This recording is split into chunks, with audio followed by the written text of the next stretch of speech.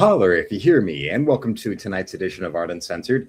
It is the top of the hour, 10 p.m. Eastern, and we are here and we are together to go and now bring on another You Decide. Oh, yes, where tonight you are going to decide on what will be the back cover illustration to issue 8 of Encrypted. Since we've got 7 issues already done, issue 5 is about to go to print in a few weeks, so that means that kaboom, kaboom, kaboom, we now got to get back on going to the work on the other 5 subsequent issues of the comic, with us at least focusing on making sure that we finish issues 8 through 11 totally before the year is out, so that then we can then put our time towards preparing for the next comic that we'll be doing, which will be Justice for One, and then besides that, also giving extra time to really plan out the final epic conclusion issue of Encrypted.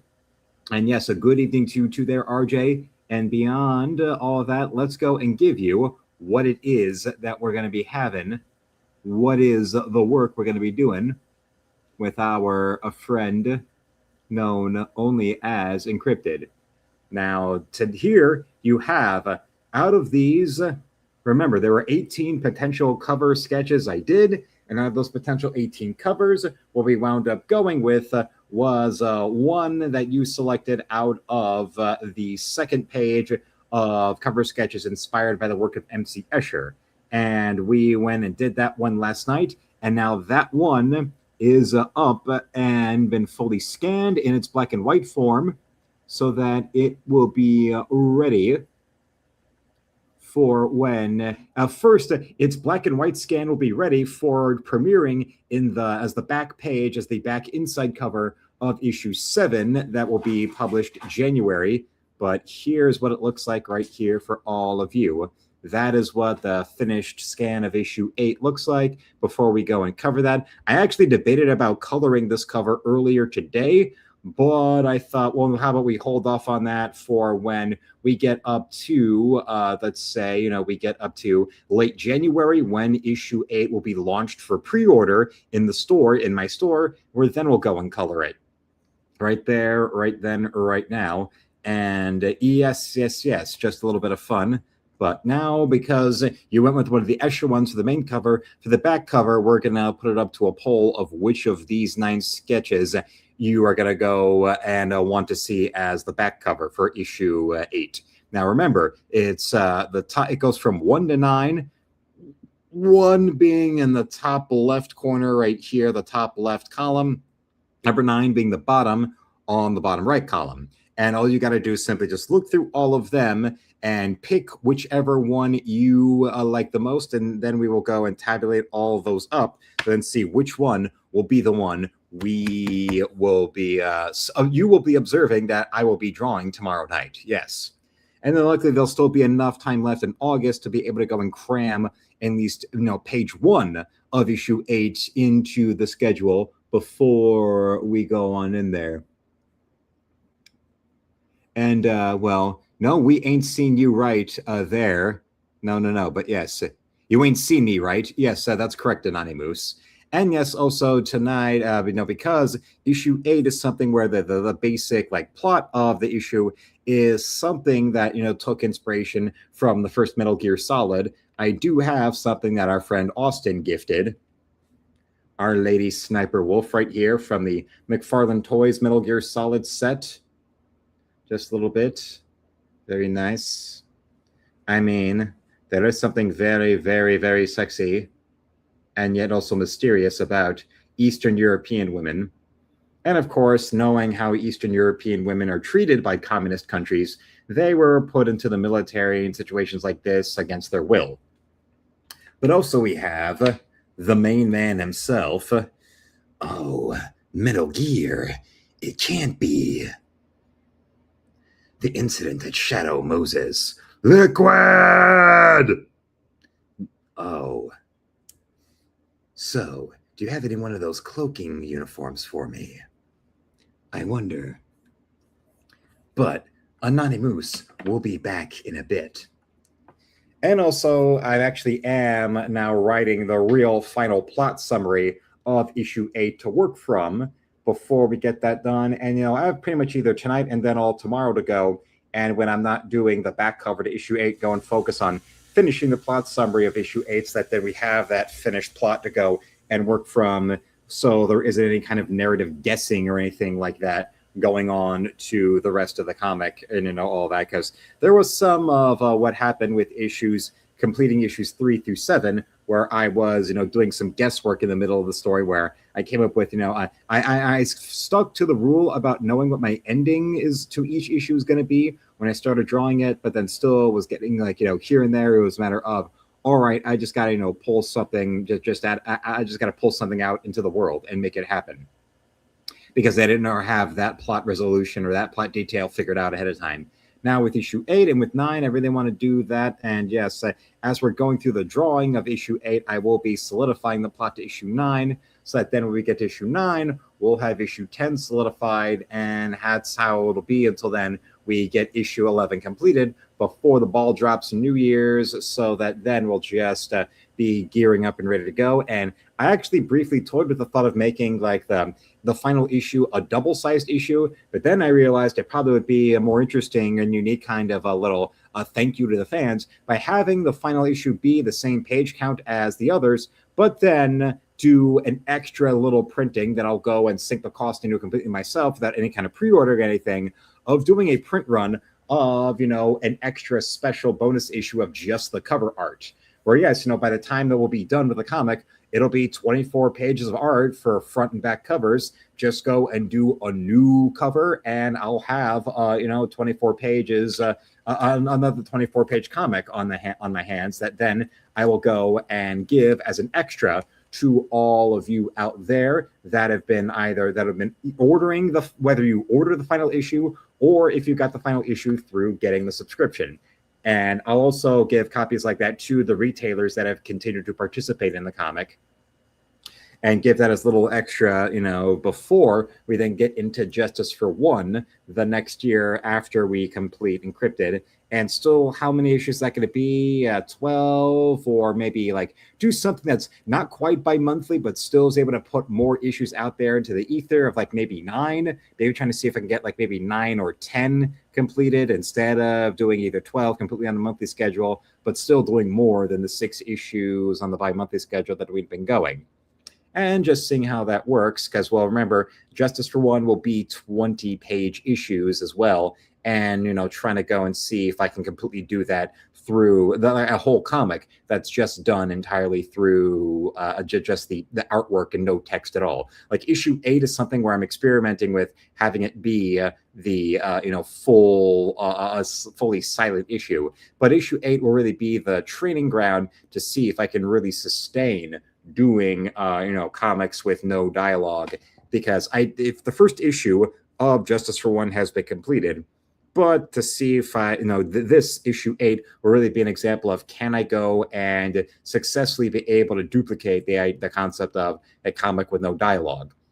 In the tradition of one of Mobius's big creations, Arzak, which makes it all the more strange that Arzak is one of the best-known Mobius comics out there that is not available in print in an English translation at all, even though there's no dialogue at all. So Arzak comics should have been kept in print for American readers, for a very long time. But no, it's the Inkle and his Adina stuff and the Inside Mobius later on, biographical work of Mobius that is been given translations to English-speaking readers, when literally with Arzak, you don't need to translate it. It's all in the image.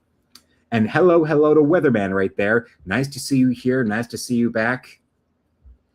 Now, can you tell me who are the Patriots? Do you understand this, or am I going to have to send Otacon after you? Do you understand me? Yes, hello there, Weatherman. And now that we've got that, let's show Weatherman what we completed last night with our little, there's that. And then there's this. This is what we did last night. This is the cover to issue 8 based off of the decision that you, the viewers, made on one of the MC Escher-inspired cover sketches for issue 8's front cover, the main cover. Now, the back cover is what we're going to be debating tonight.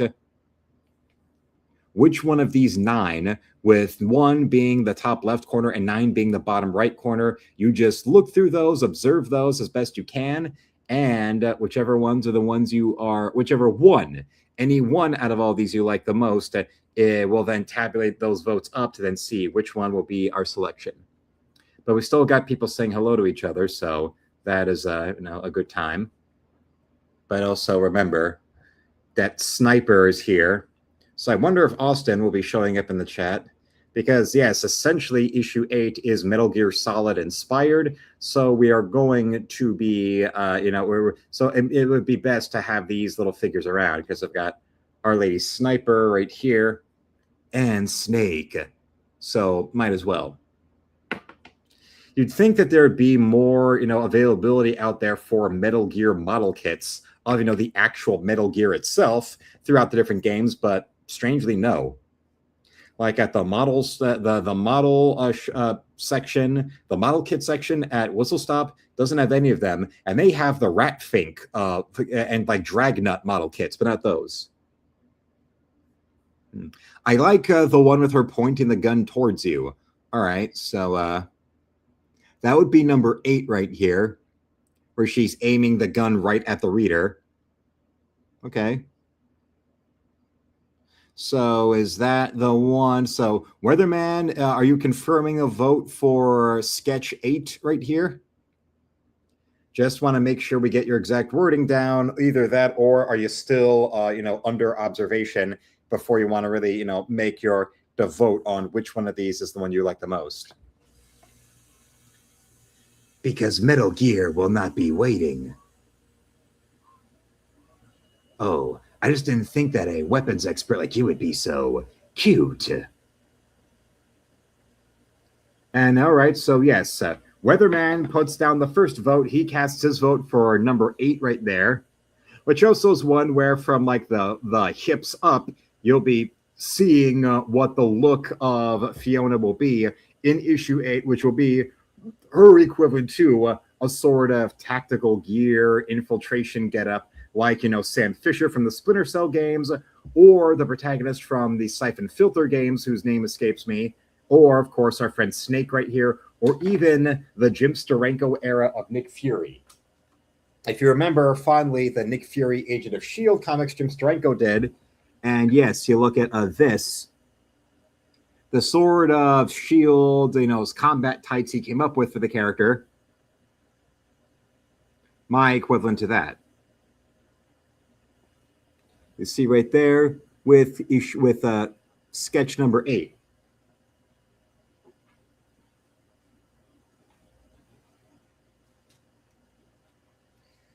So now you know. We have a vote for number 8. Everybody observe. Number 8, a vote has been cast for it. But what else is coming? What else is going? Or am I just going to have to keep on battling Liquid by myself? And wait for Revolver Ocelot to stop twirling his gun so I can actually just shoot the bastard. Now there.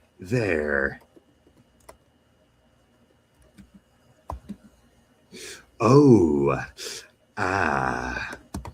Ooh, now. Is this how you always work? Yes, Gabriel. Oh, yes, Gabriel Logan. Thank you. Yes, I forgot about that. Gabe Logan from Siphon Filter, which actually, like I said, I never played the Metal Gear Solid games, but I did play the Siphon Filter games, and those ruled. Yeah, those felt much closer to what you would see with a Tom Clancy style game. Remember, this was the late 90s. This was still the height of the PS1 era. So all the only thing that Tom Clancy licensing with video games had done yet was Rainbow Six. So before you saw, before Ghost Recon, and before you saw Splinter Cell, you had Siphon Filter pretty much as the one there. That was the sort of like military espionage action kind of games that were closer to to a more observed sort of real world type of espionage, weapons and tactics, and as opposed to the sci-fi anime kind of stuff that you were getting with Metal Gear Solid. And yeah, Weatherman, he played the first two Siphon Filter games. Yeah, the Siphon Filter games. Also, those are the first two were the ones I remember playing because that first one, its advertising looked so cool, and then it actually went and lived up to the cool factor of its advertising. And then there was Siphon Filter 2, which also was great. And people tend to forget that there were other Siphon Filter games after that, but they just did not, they didn't hit the way that the others, the first two did. So it wound up kind of like faltering, which I would say is a complete shame. And if you're not sure what I'm talking about, let me give you a little example.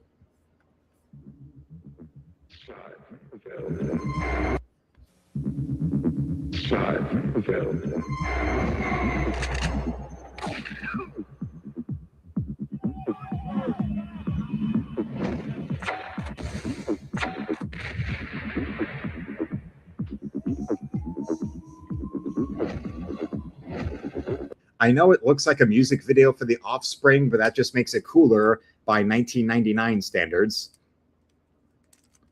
Yes.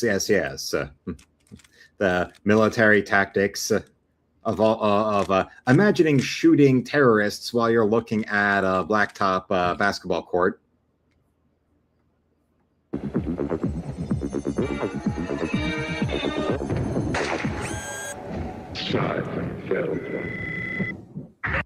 It does stay with you.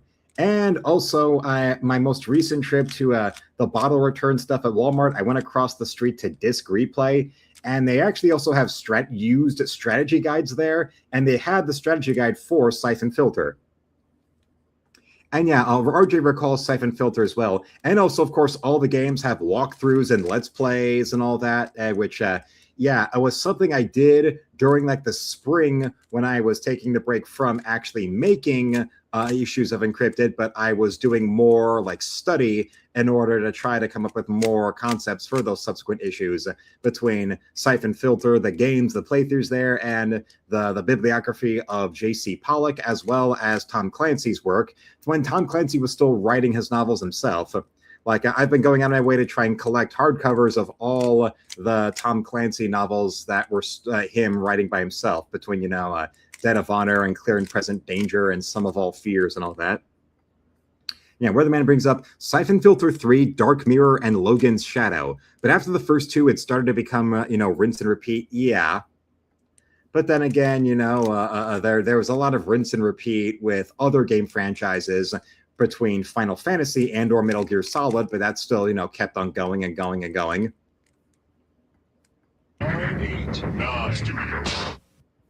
And then with Siphon Filter 2, they did do a more like funny tongue-in-cheek one that I do like. Wait, stop! Don't shoot!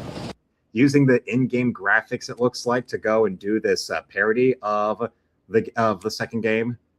Do you have something less painful, maybe? A crossbow? Too messy. A grenade launcher? Ouch. How about the taser? Yeah, taser wouldn't be bad. It might leave a little rash mark.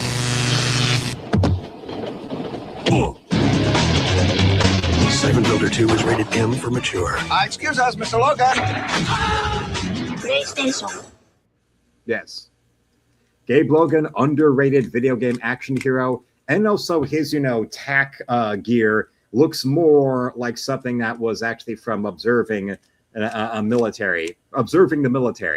I'm not saying it's exactly one-to-one. It's probably how much like looking into the real weapons and tactics of the military and espionage and all that. I don't think that they were like going and following everything down to the exact detail. But it still looked, more. It still looked more on the close to what you would eventually see with Splinter Cell and Ghost Recon, where the Tom Clancy franchise really expanded in gaming after Rainbow Six was doing so well. And Weatherman brings up also after Siphon Filter 3, they changed the main to Cobra with Gabe as a cameo. Oh yeah, don't do that. Don't. You've got your audio. You've got your hero. That's your hero. Siphon Filter is not the type of franchise where you can switch protagonists out like that. That's for Silent Hill and Resident Evil to do. And RJ always liked tasing them until they burned. Yeah, that was something I remember seeing. And it was fun. Fun. Now, yeah, back to this. There you go. With our friend. Well, now, remember, Weatherman made his vote for sketch number 9, but we're going to have to go and keep this up for everyone else to go and see what was their vote. What did you vote for? Or which ones out of these do you think about? Which one attracts your interest the most? I already said before that actually I was partial to Weatherman voted number 8, but now it's time for others to go and vote on which ones they are. Because, yeah, Weatherman cast the first vote. He voted for number 8. For me, it's between numbers 5. The one I like the most is number 6. I told you I liked like 5, 6, and 8, but then I wound up picking with number 6 right here. But Weatherman, remember, because it's up for you to decide. It's up for the people to decide, not me. So, yeah, there you go. We've got Weatherman voting for number 8. What else is voting where? Let's get yourself. You all got to check in with casting your votes. And remember, this is a midterm season, so hey, you gotta. This is your time to go and cast your vote for sure. You gotta go and make it run and work. Get that just fine there, baby. Now that's how you gotta work and run and move. Get it all over, all around, maybe even downtown. Up and around in downtown. What do you do with the drunkard, or the drunken sailor, or just what do you do in general? What do? You better do something that gets a little up, and make it really just, pop around big time. Do you make the observations successful? And remember, not only are you doing this, a big, piece, but it's also going to be something that will also be reaching print, later on, with how it will be an extra bonus for all you backers out there of Encrypted, that there will be an extra, a little special bonus issue collecting all the cover art from across all 12 issues. Actually, Weatherman number 6 was his second choice. Well, yeah, that's although 6 and 8 both have a similar composition idea behind them, where it's, the prominent figure is Fiona with that shape, those prisms there. That is the ocean floor R&D facility that this is taking place in, called Alexandria.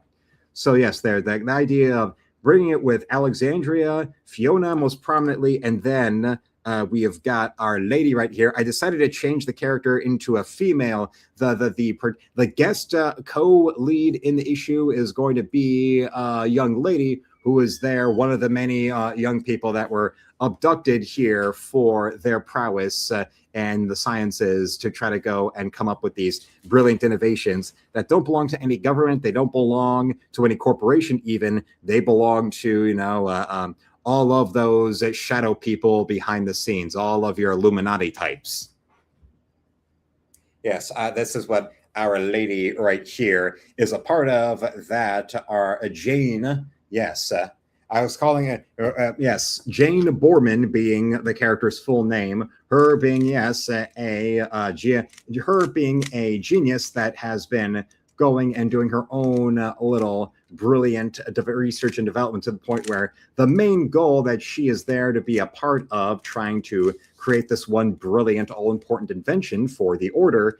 Well, she had to go and come up with incredibly brilliant billion-dollar inventions just to have them as observational items and tools for her, for the corner of research and development she's doing. Yes, that type of brilliance. That's what she's going after. That's what she's doing. Just a little bit up. She's got to make it work somehow.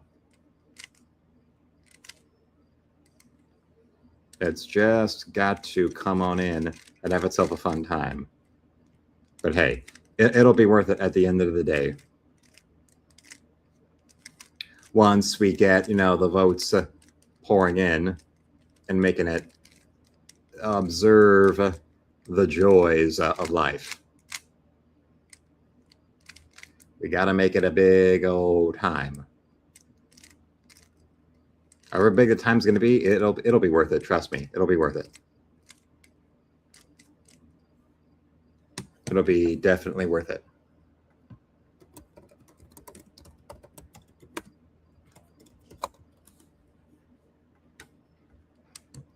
So we got number one right there, but also, how about we go and get into some more fun times with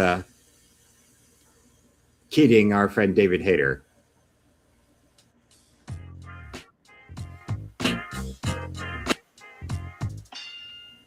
Wait, free mini tort? I gotta go. Hi, I'm here for my free mini tort cake. Oh, you must mean a mini tort claim. Michigan's mini tort law helps you get up to $3,000 after a car accident. Even better than cake. Start your free claim today. Today's movie is a special request from Patreon supporter El Corona, the hat which brings doom to all. Interesting name.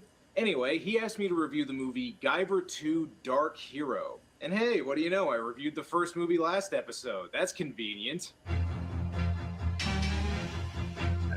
The R-rated glorified Power Rangers movie that has Solid Snake playing the Guyver.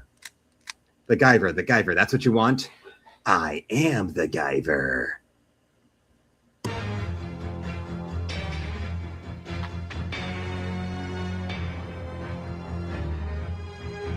In recent years, there's been a trend for movie series that started out R-rated to get sanitized over time and eventually switch over to a PG-13 rating to try and appeal to a bigger audience. And the results usually suck pretty bad. So it's refreshing to see a sequel that goes in the opposite direction and moves from a PG-13 to an R rating.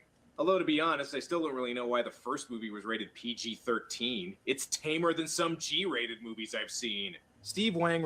Well, remember, when it comes to movies that are, completely ludicrously rated G, look at Planet of the Apes, which is rated G, and that has a man getting shot in the throat, that has a black guy getting taxidermied, and another man getting lobotomized, and that's all before you get to see Charlton Heston's bare ass.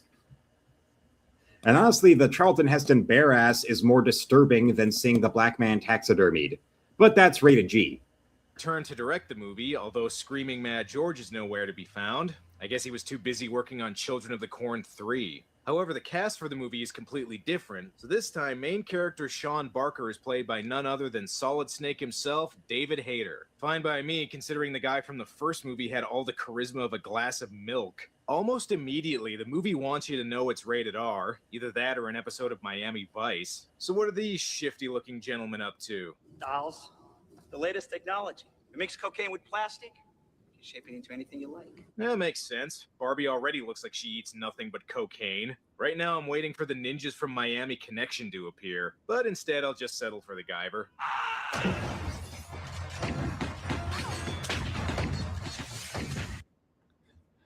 On the subject of iconic voices, I only found out today after Peter Cullen passes that he provided the voice of the Predator. Oh yes, that too. Yes, so when it comes to the whole celebrities dying in threes and all of that, well, you do have now the voice of Optimus Prime having gone after Dolly Parton and Tim Curry. But as I said, the fact that Tim Curry lived to be 80 after such a severe stroke that he was wheelchair bound the rest of his life, that is still, nothing to, that's nothing to sneeze at. And it also shows that, yes, Hayden Panettiere does not count as a celebrity. Although the fact that she was such an unstable drug addict that, she wound up giving up custody of her daughter to her ex-husband, well, that still shows much more morals and a spine and a soul than, say, Lindsay Clancy.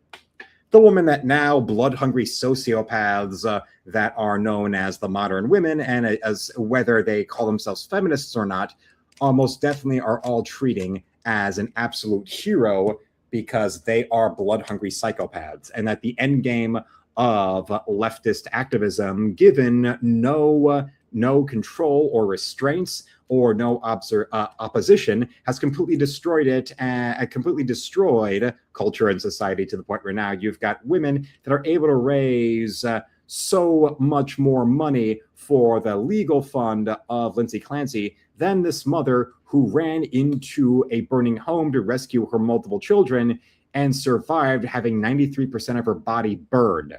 But that woman raised less money online for her medical bills and for all, her house being destroyed than Lindsay Clancy for murdering her children, like the psycho bitch that she is, and like all the psycho bitches defending her that they are. If you want a good litmus test, they want to go and say that if the type of insane TikTok sociopath feminists that are now wanting to say, well, if a man does not like Lindsay Clancy, then it's a good test for how he's evil, not patriarchy, orange man bad, bad. Well, the reverse is what's actually true, and that if you see a woman celebrating Lindsay Clancy, that woman needs to have her crawl space checked, and any child that comes within 5 feet of her, well, now you know why I'm especially okay with children learning how to defend themselves with the Second Amendment. In case you wonder why either women that are actually vulnerable to the violence of other psychopaths being inflicted on them, or why children, in areas with a bunch of, child-hungry pedos around, well, now you know why Hollywood is so fearful of women or children knowing how to defend themselves. And then why now they go completely mask off, and you don't just get Lindsay Clancy having a gaggle of female fans. You also have things like, that recorded video footage that was then put online of people at a New York City Pride event saying, "We're here, we're queer, we're coming for your children." And why, they are so terrified of ever doing that in a city where someone's friend named Beretta might come and want them to go and repeat that. But also hence why in cities that actually have a civilization, e.g. cities not controlled by Democrats, states not controlled by Democrats, you see the Lindsay Clancys of the world get their just desserts, and you don't have a bunch of cult-like child molesters thinking that they can get away with openly celebrating, doing song numbers on the internet and or doing public events where they're cheering how they're coming for your children. Because once again, it's almost as if a Beretta rebuttal to Lindsay Clancy or to perverts like that is the ultimate way to make sure that those people get themselves taken down to Chinatown. And considering how much they all love the Chinese government, well, let's see those Lindsay Clancy fangirls and all those pride activists for coming for your kids types. Let's see how long they would last in the nation of China, considering their politics. And also, yes, the Frank Beard ZZ Top drummer died too. Oh, Jesus. Well, that's a headline I didn't see. But yes, for the classic rock station fans, another one gone.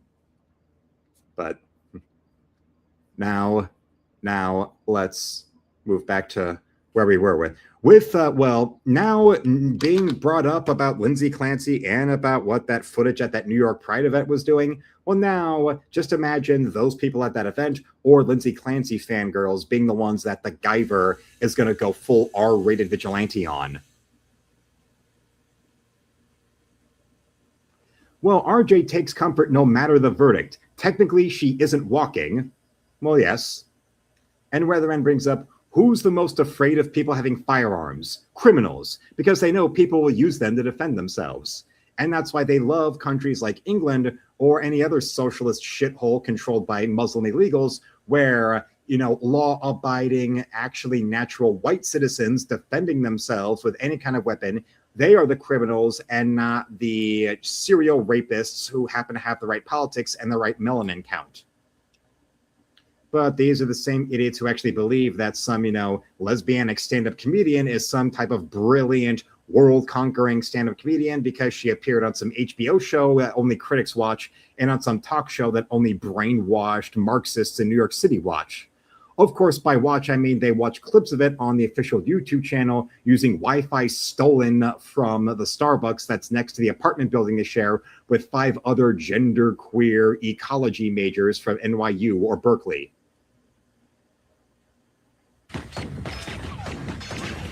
I don't know if they hit him, but they definitely made his entrance a lot more dramatic. And did somebody say R rating? Let the man go.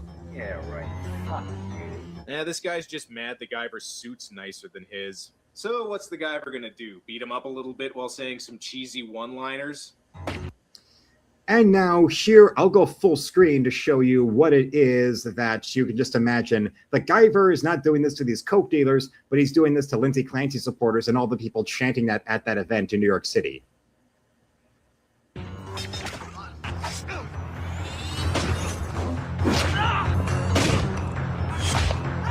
Oh!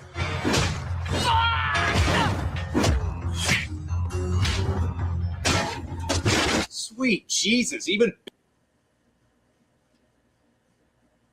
Now that's how it's done.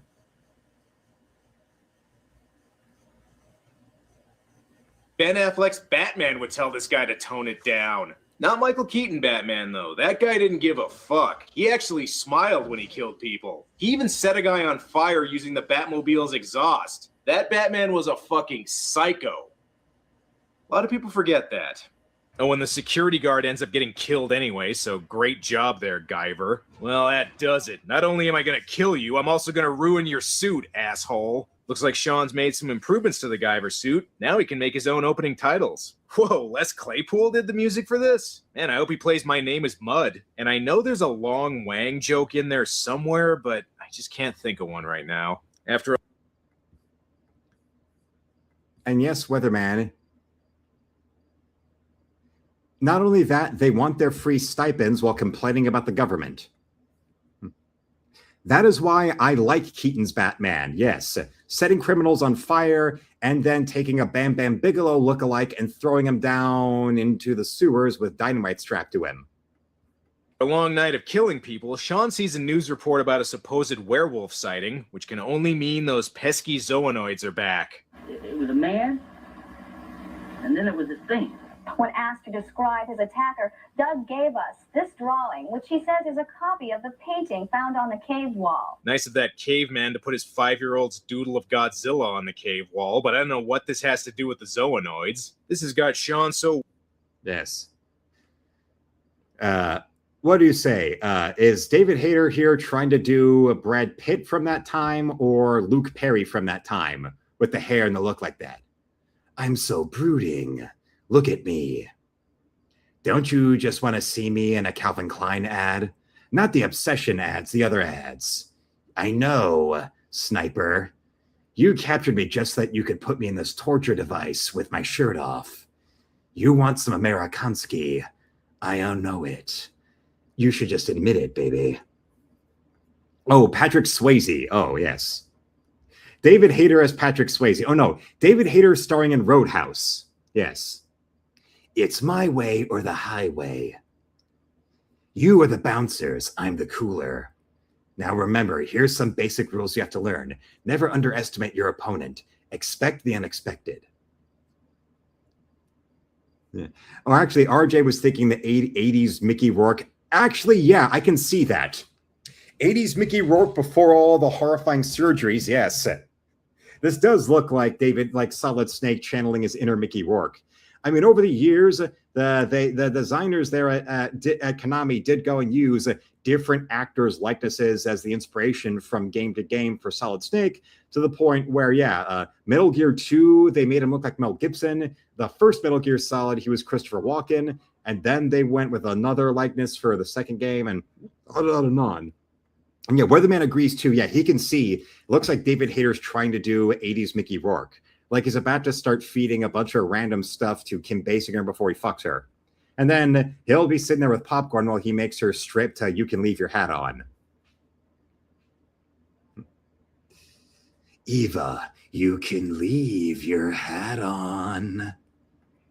Worried he's turning into 90s Johnny Depp. But the real revelation is that he... Oh, 80s Mickey Rourke. Get it right.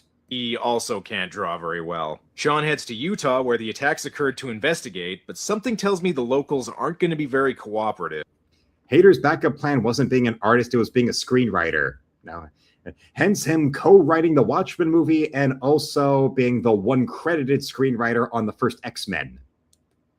Probably because, maybe Bryan Singer wanted to get a little handsy Hank with David Hayter. Although I think at that point, even in 2000, David Hayter probably would have been a little old for Bryan Singer's taste. Excuse me, there's an archaeological dig going on near here. Do you know where it is? I have to get to that dig. Oh, no, nothing. We don't take kindly to archaeology enthusiasts around these parts. Maybe sexy librarian archaeologist here can help him out. You work at the dig?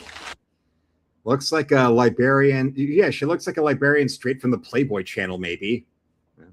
On one of the Playboy's Tales of Erotic Fantasies videos, she's going to be a lusty lady archaeologist who dreams of Indiana Jones being real and taking her right there in the Chamber of the Holy Grail. Before he chooses which of the grails is the real one, he goes and eats her pussy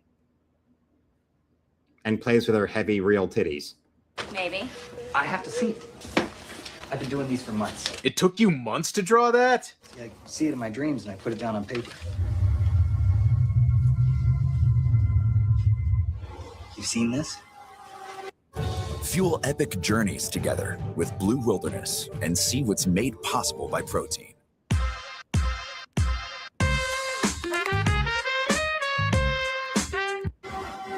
You've seen this? Yeah, on her fridge.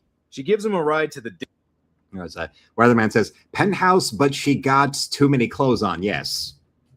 And hell, the penthouse videos were always more raunchy, and they didn't bother with as much like setup or stages or having other actors with the playmates. The way that, with the penthouse pets, the way that the Playboy channel would go and have full costumes and sets and actors with those kind of videos, like the, sexy lingerie or Tales of Erotic Fantasies, they would have, them with actors in some set, and there'd be a whole other set for them to be, a lady to be a promiscuous librarian fantasizing about some, like football jock, student athlete looking type, where then they go into the sexy library set where then she's getting naked and she's yanking his clothes off and riding him like a bronco. Then cuts back to her, still glaring at him, while between her legs, she is as wet as the Pacific Ocean, but is still in her tight, prim librarian wardrobe.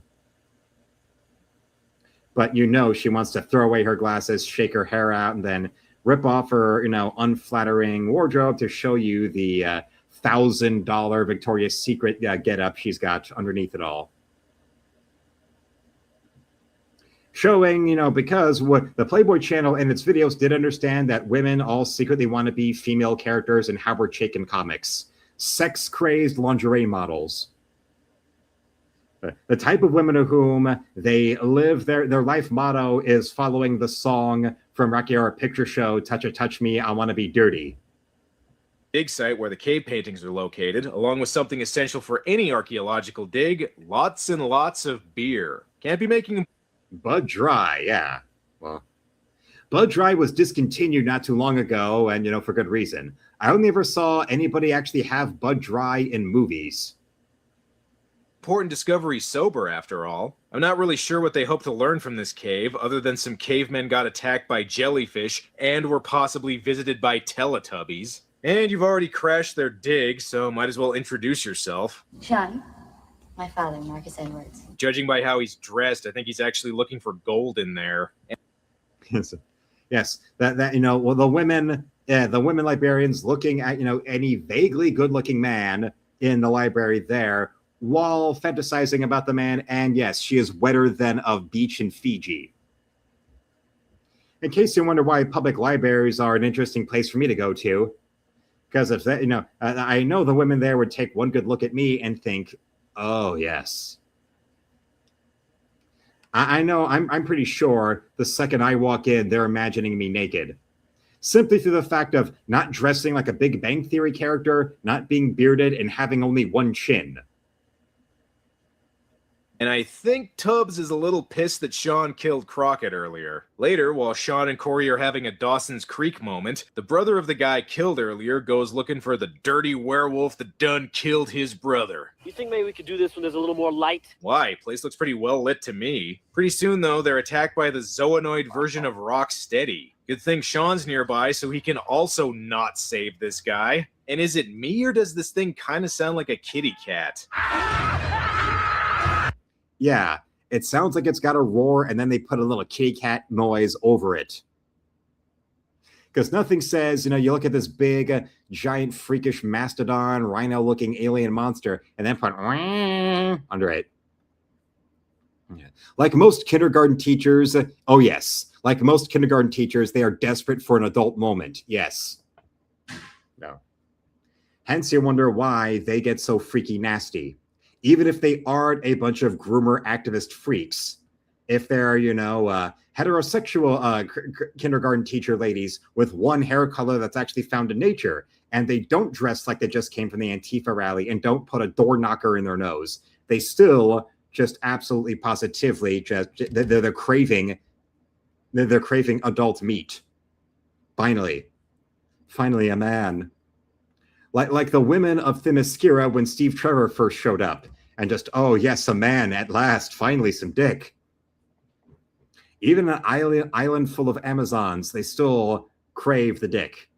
Hence the episode of Futurama being so absolutely correct that people still know about that through internet memes from that episode, even if they never watched the show. They still know about death by snoo snoo. Oh, look, Sean actually managed to save somebody. Where did you come from? I destroyed all of you. No, you didn't. Jimmy Walker's monster was alive at the end of the last movie. I still haven't forgiven you for that, by the way. All right, time for the battle to see who wins the cosplay competition. Pro tip, sexiest always wins. And what do you know? Turns out you can just have a superhero monster fight scene and not have it interrupted by a bunch of goofy bullshit. Who'da thunk it?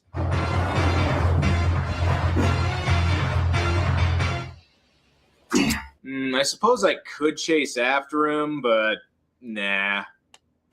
Shit, look at him. He's scared crazy. I'm just sorry I didn't get here sooner. Yeah, not as sorry as this guy is. Sean may not have stopped the Zoonoid, but at least his hair still looks awesome. And I think... Yeah, now, once RJ brought up the whole 80s Mickey Rourke look that David Hayter has in this, now I can't think of anything other than that. Even like in saying Sin City, now it's, Goldie. She says her name is Goldie. She smells like angels ought to smell. Whoever did this to you is going to pay, Goldie. Nobody's that quiet. Hell's waking up every goddamn day not knowing why you're here. It took somebody who was kind to me to get me out, but I'm out now, and I'm ready for war. Yes, totally. Something's up with one of the archaeologists. Just curious, right? I saw you leave camp in a hurry. I just figured you'd seen the bear again. Now, you and I both know there wasn't any bear. Wait. You're with the government. I knew it! Damn Clinton administration. And hey, don't mind... Luckily, this guy just pulled a gun on you quickly instead of having you killed, pumped full of weed, and then putting you and your best friend out on a train track so that then the train will come through and split you in two because you and your buddy went out hunting at night and observed the local Arkansas County, right there, the local county in Arkansas, the sheriff's department getting involved in trafficking cocaine through the state of Arkansas when Bill Clinton was governor. In case you don't know about Don Henry and Kevin Ives, the boys on the tracks, that famous, disturbing little bit of probably the earliest known example of the Clintons killing people to cover up themselves ever having to face justice. And our friend Wendigoon went and did a video about it.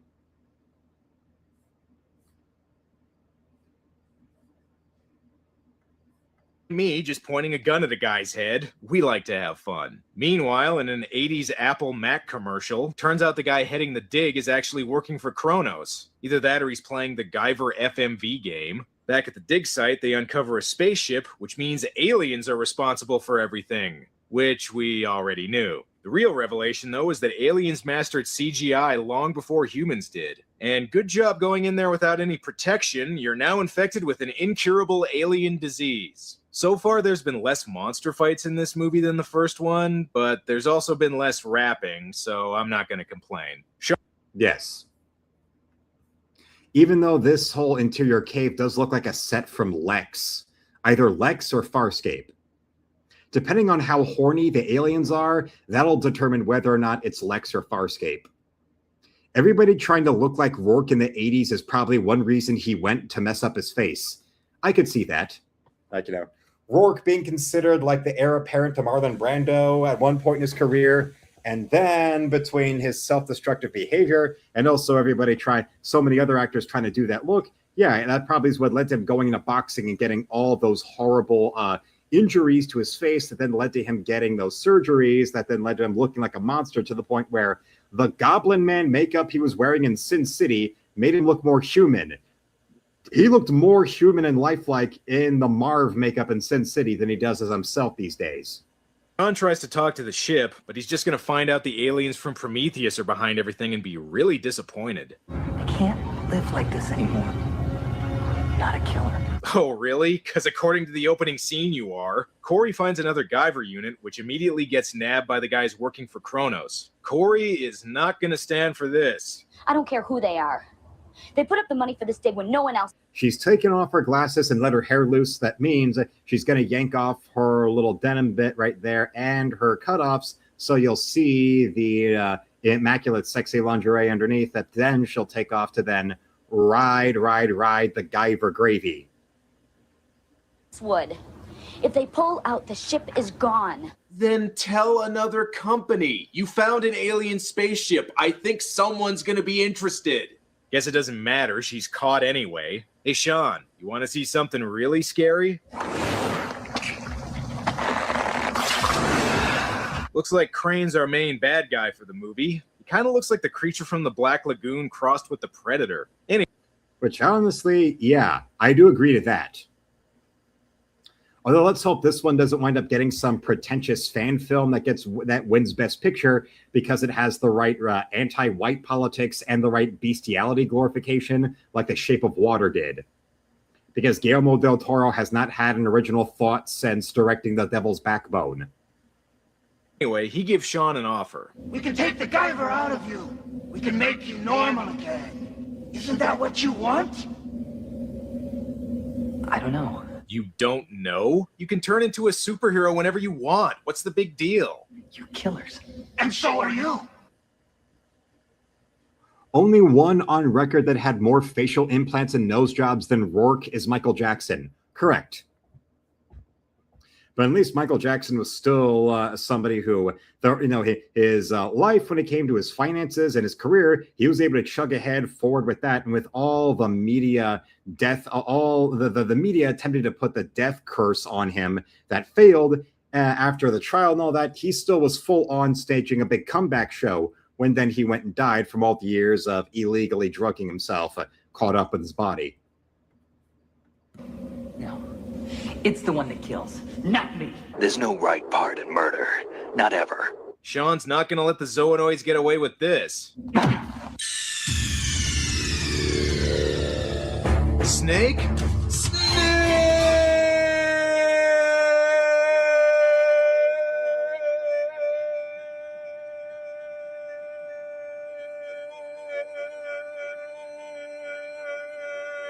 Meanwhile, some other Zoonoids. He held that note for a while, so good for him. And remember, this guy isn't a singer, he's a bass player. Zoonoids are transporting Corey, and I think they just drove into District 9. And why is this thing helping her? I thought the Zoonoids were supposed to be the bad guys. Dad? Dad? Okay, well, now we know your mom had a prawn fetish. Corey's dad takes on the... Your mom misunderstood the euphemism when talking about prawn, so it led to her doing some Shape of Water shit with this District 9 creature. Two Zoonoids from the Jeep, and again, why does this one sound like a cat getting its tail pulled? That is a weird sound effect to use for that thing. It's like hearing this. In any case, looks like we got ourselves another fight scene. What Ranger would the Guyver be?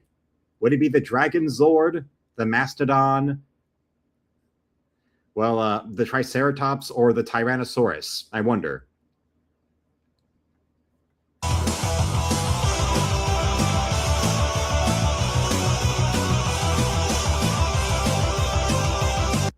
To promote cross-species relationships? Yes, that's one idea.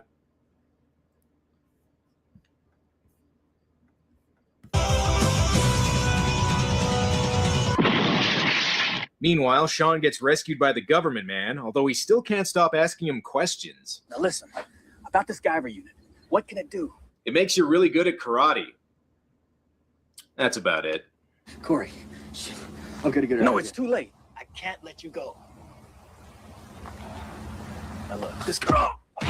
Yeah, fuck you for rescuing me. Well, it turns out I was wrong about the Guyver. It also gives you super Roadrunner powers. Sean goes to rescue Corey, and come on, movie. You mean you're just gonna show me guys in monster suits fighting? How am I possibly supposed to enjoy this unless one of them starts rapping into a toilet seat? Time for Sean to show off the Guyver's awesome moves. Hi, Kiva!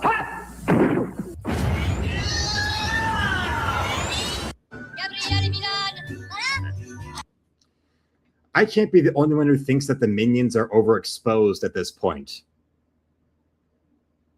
You agree with me on that one, right? Nope. No matter what kind of teeth you gotta brush, Oral-B Electric cleans better with one simple touch.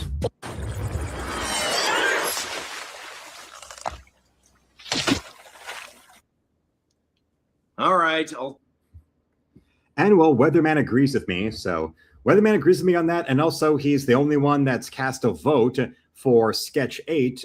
So we've got, so far we still have just the one vote for Sketch 8. So far Sketch 8 is winning to be the cover we'll do tomorrow. And yeah, Weatherman, well, you know, Weatherman wonders if she thinks about Dad every time she sees a lobster or a large shrimp. Well, could. Knowing your ginger sister, I know for sure that would be the case in her family. Other than again, that probably would lead to her looking at shrimp or a large shrimp or lobsters and thinking, yeah.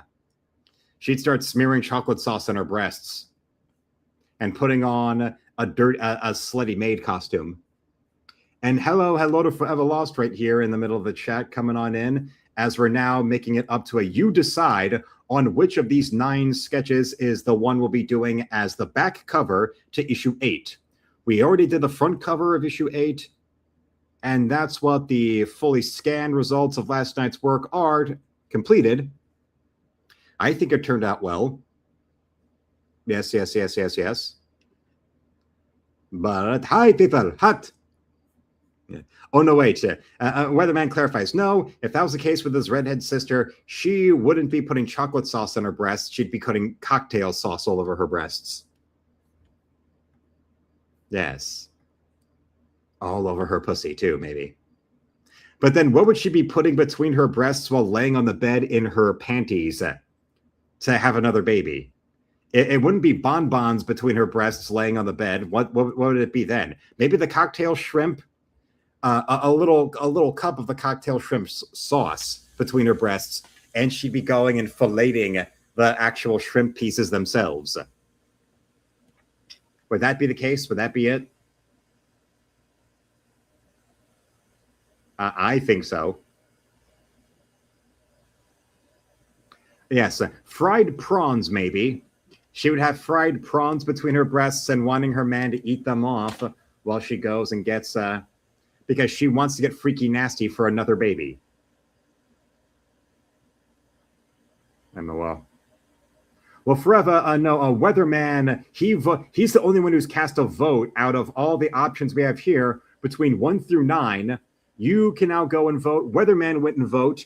And RJ, I think, RJ, are you officially voting for number 8 to be the sketch we'll use as tomorrow for the cover? Because yes, Weatherman officially, he made his vote for the sketch number 8.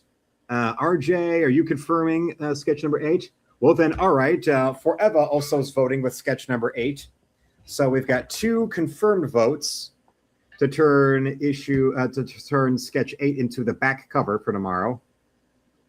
And yes, so that means 3 votes for sketch number 8. All right. Now let's see if we'll get anyone else. Anyone else comes into the stream, anybody else like there in the chat, we'll then go and tabulate them up as well on what vote they make or not make. Nani Moose was in the chat earlier, but he did not go and cast a vote. So his vote, well, he literally doesn't have a vote because he can't make one.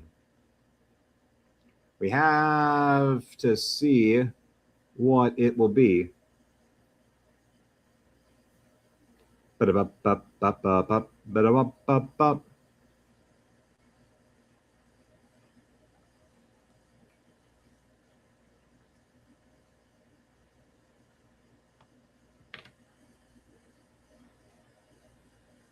Do it.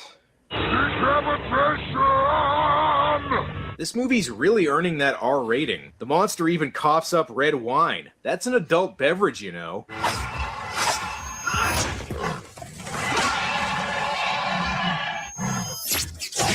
Okay, I get it. You're rated R. Just kill this thing already.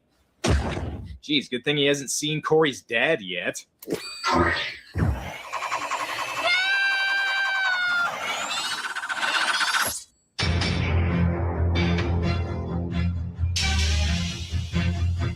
Just kidding. Although in my defense, the movie also does a fake out there. The Kronos men try to take over the dig site, but once again, the government has to get involved in a private business's operation. This is an outrage. We're a reputable company. Reputable companies don't conduct sick experiments on people. Yeah, that's what animals are for. However, the Zoonoids choose not to go quietly. Read you Lima Charlie, Eagle 1.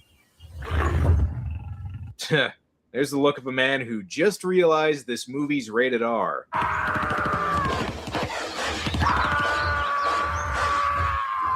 But apparently not rated R enough to actually show him die.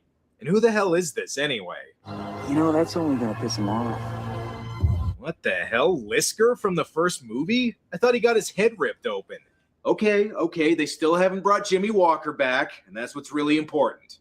So if Lisker's back, does that mean this guy's supposed to be David Gale's character from the first one? I know it's a different actor, but so is everyone else in this movie. Whoever he is, he really wants the Guyver. 1 more hour, Crane. We lose him. Yes, sir. Government overreach. No way they would do that, especially not with Clinton in the White House. And Forever loves the anime and to this live action. I've never seen any of the anime connected with this, and any English translation of the Bio Booster Armor Guyver manga stuff is all out of print and expensive as hell on eBay. Shit.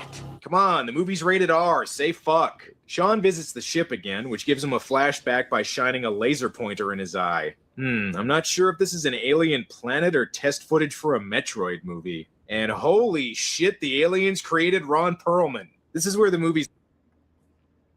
Well, Weatherman has. All right, good.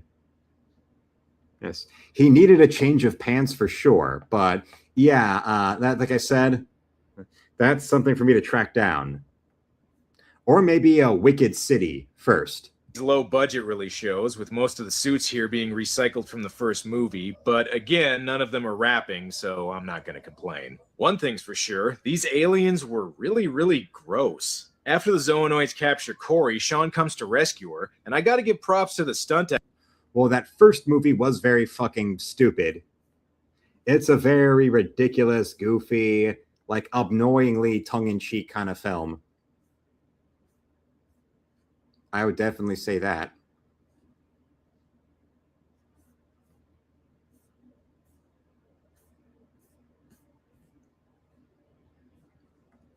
Actors in this movie. It can't have been easy putting those suits on every day and getting their backs broken.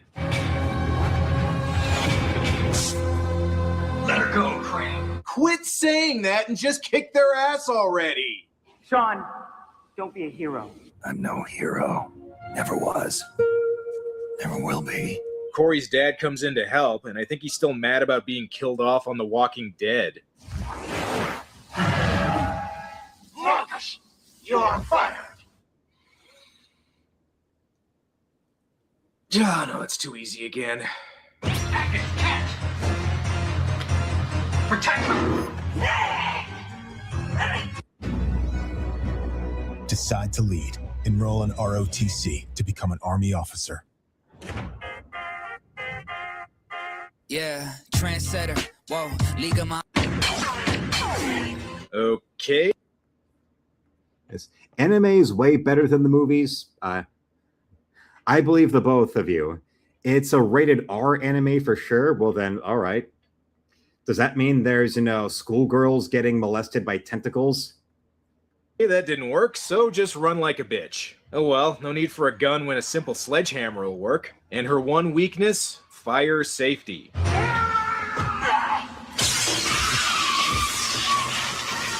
Oh, and electrical hazards, I guess. So what's his badass one-liner gonna be? Bitch. Again, missed opportunity, man. You're rated R. You should have called her a cunt. I see Sean's busy battling an extra from Hell Comes to Frogtown. And if you can shoot lasers, why don't you just do that all the time? Meanwhile, Corey's dad learns why you don't fuck with the Predator. This movie should... Yes, not a kid's anime, so yeah, definitely something that's going to be very bloody and probably have some schoolgirls getting diddled. A ton of blood all over the place. Well, then, after this, I'll look up to see if I can find a piece of it here. Have been called Guyver Bloody Hero. We were doing great things together. Could have been somebody in the company. Junior vice president in charge of genocide? I'd rather die. Ooh, very poor choice of words there, Marcus. Corey, no, don't do that. He has the best suit in the whole movie. Oh, and if you're wondering if Lisker will turn back into Michael Berryman, he's not in the movie, so no, he doesn't. And hey, maybe breaking his neck will kill him this time. Why are you attacking your own kind, freak? I'm no freak, and I'm not like you. You threaten mankind. I protect them. Yeah, that is unless, of course, you're selling cocaine. With all the other zoonoids dead, Crane uses the Guyver unit they found in the ship to turn into, airline neck pillow Guyver? I suppose. Bio Booster Neck Pillow Guyver. Doesn't have the same ring to it, does it? Something like this was inevitable. Heroes and evil twins go together like peanut butter and evil peanut butter, after all. So we get the final battle between Sean and Crane, and I just want to say I'm glad that this movie isn't as silly as the first one.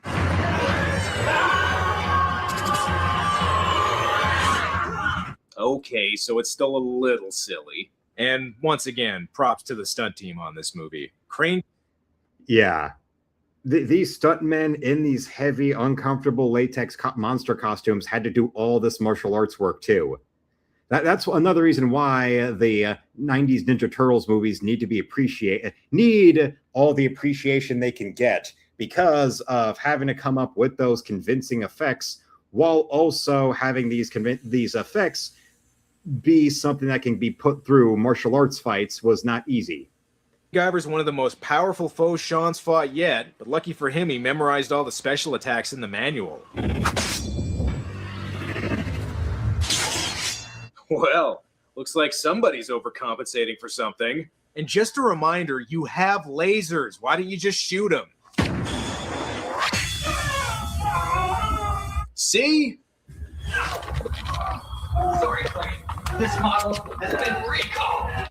Again, keep working on those one-liners, Sean. Sean reenacted the ending to Evil Dead when his Guyver unit was ripped out in the first movie, and now it looks like Crane's becoming the tar zombie from Return of the Living Dead.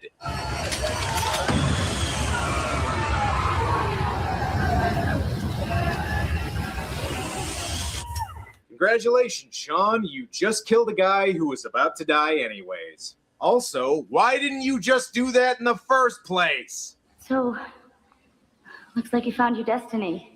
A strong man doesn't need to read the future.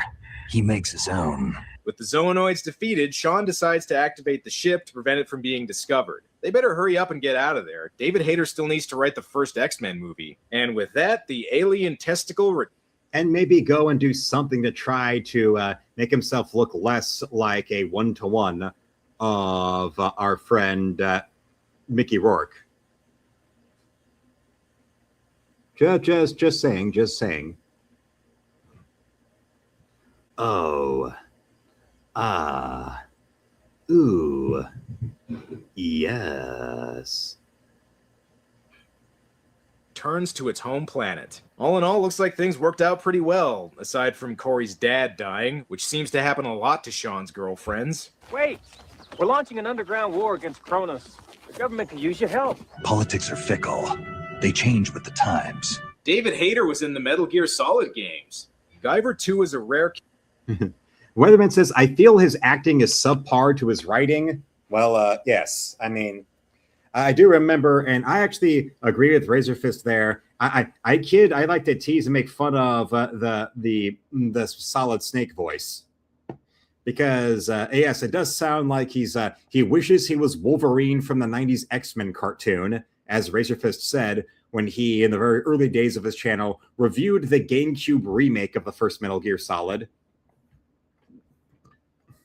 Case where a sequel ends up being better than the original. Not only does it manage to pick a tone and stick with it, unlike the original, but the R rating also gives the fight scenes an added punch that the first didn't have. Entertainment Weekly said the movie kinda comes across like an R-rated episode of Power Rangers, but that's not necessarily a bad thing. One downside is that while the first movie was definitely low budget, it still looked like a theatrical film, whereas this one definitely looks like a direct-to-video release. Some of the monster costumes are still impressive, but there's a lot less of them and they're not as elaborate as in the first movie. It's too bad there isn't a way to combine the tone of this film with the budget of the original, but as it is, Guyver 2 helps make up for some of the mistakes of the first one. With live-action anime movies being popular nowadays, I actually wouldn't mind if someone took another crack at this one, but for now, Guyver 2 is the best live-action version of the character.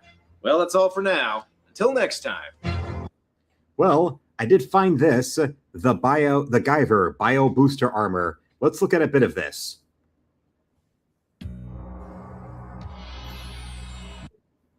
We got ourselves a planet. Ladies and gentlemen, we have a planet. Oh, and Bandai is involved. Okay. So that means there ought to be some, well-done toys or model kits of the Guyver. Infinite energy beyond scientific understanding. Now, this energy has been transformed into a new weapon.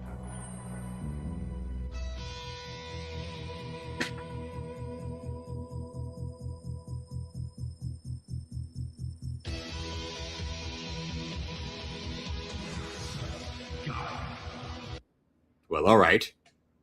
It certainly is showing off some pizzazz already. The little exhaust ports on his helmet, yeah.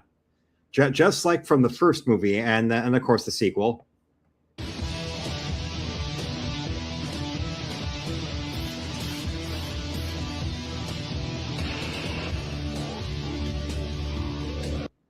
All right. This opening credits, it reminds me of the anime opening credits they did for the X-Men cartoon when it aired in Japan. Yes, you've seen that, right? For whatever reason, the network that syndicated the X-Men cartoon in Japan went and had a whole new intro, which looks like, oh my god, how is that not used as like the opening for one of the Capcom X-Men Marvel games?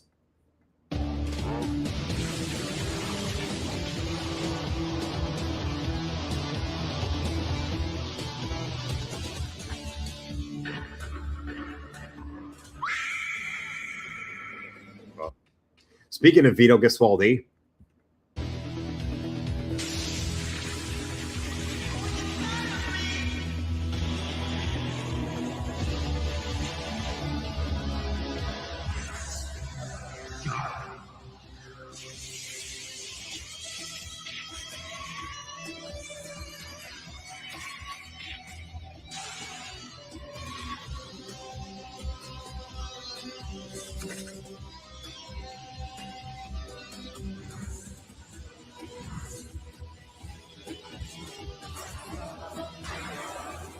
disintegrating all the Zoonoids. They deserve it.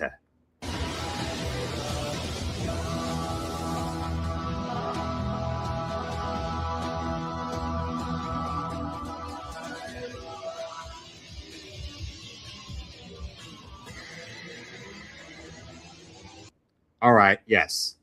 I gotta watch more of that, but in a context that's not going to possibly lead to a copyright strike. Daddy doesn't need to do time. So let's do something that would incriminate the Clintons instead.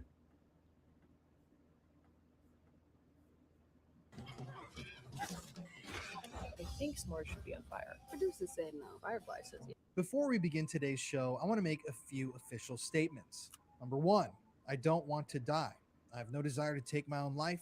And if I die in the next few weeks, you know who did it. Number two, you can independently... Yes, Bill and Hillary. We already know, he said. This guy's being smart about that. Damn, it's so 80s, so damn good, so much fun. Yes, that Guyver anime does look great.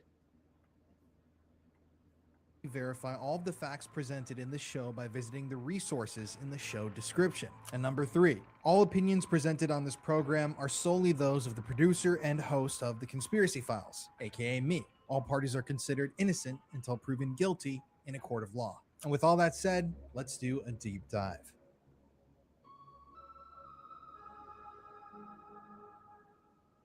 Welcome back to The Conspiracy Files, everybody. I am your host, Colin Browen from Murder in America and the Paranormal Files. It's been a while, guys. I haven't recorded an episode of the show in a few weeks. We've had a lot going on. Courtney and I moved into a new house, and as you can see, if you're actually watching this show, the background behind me is completely redone. I've added a...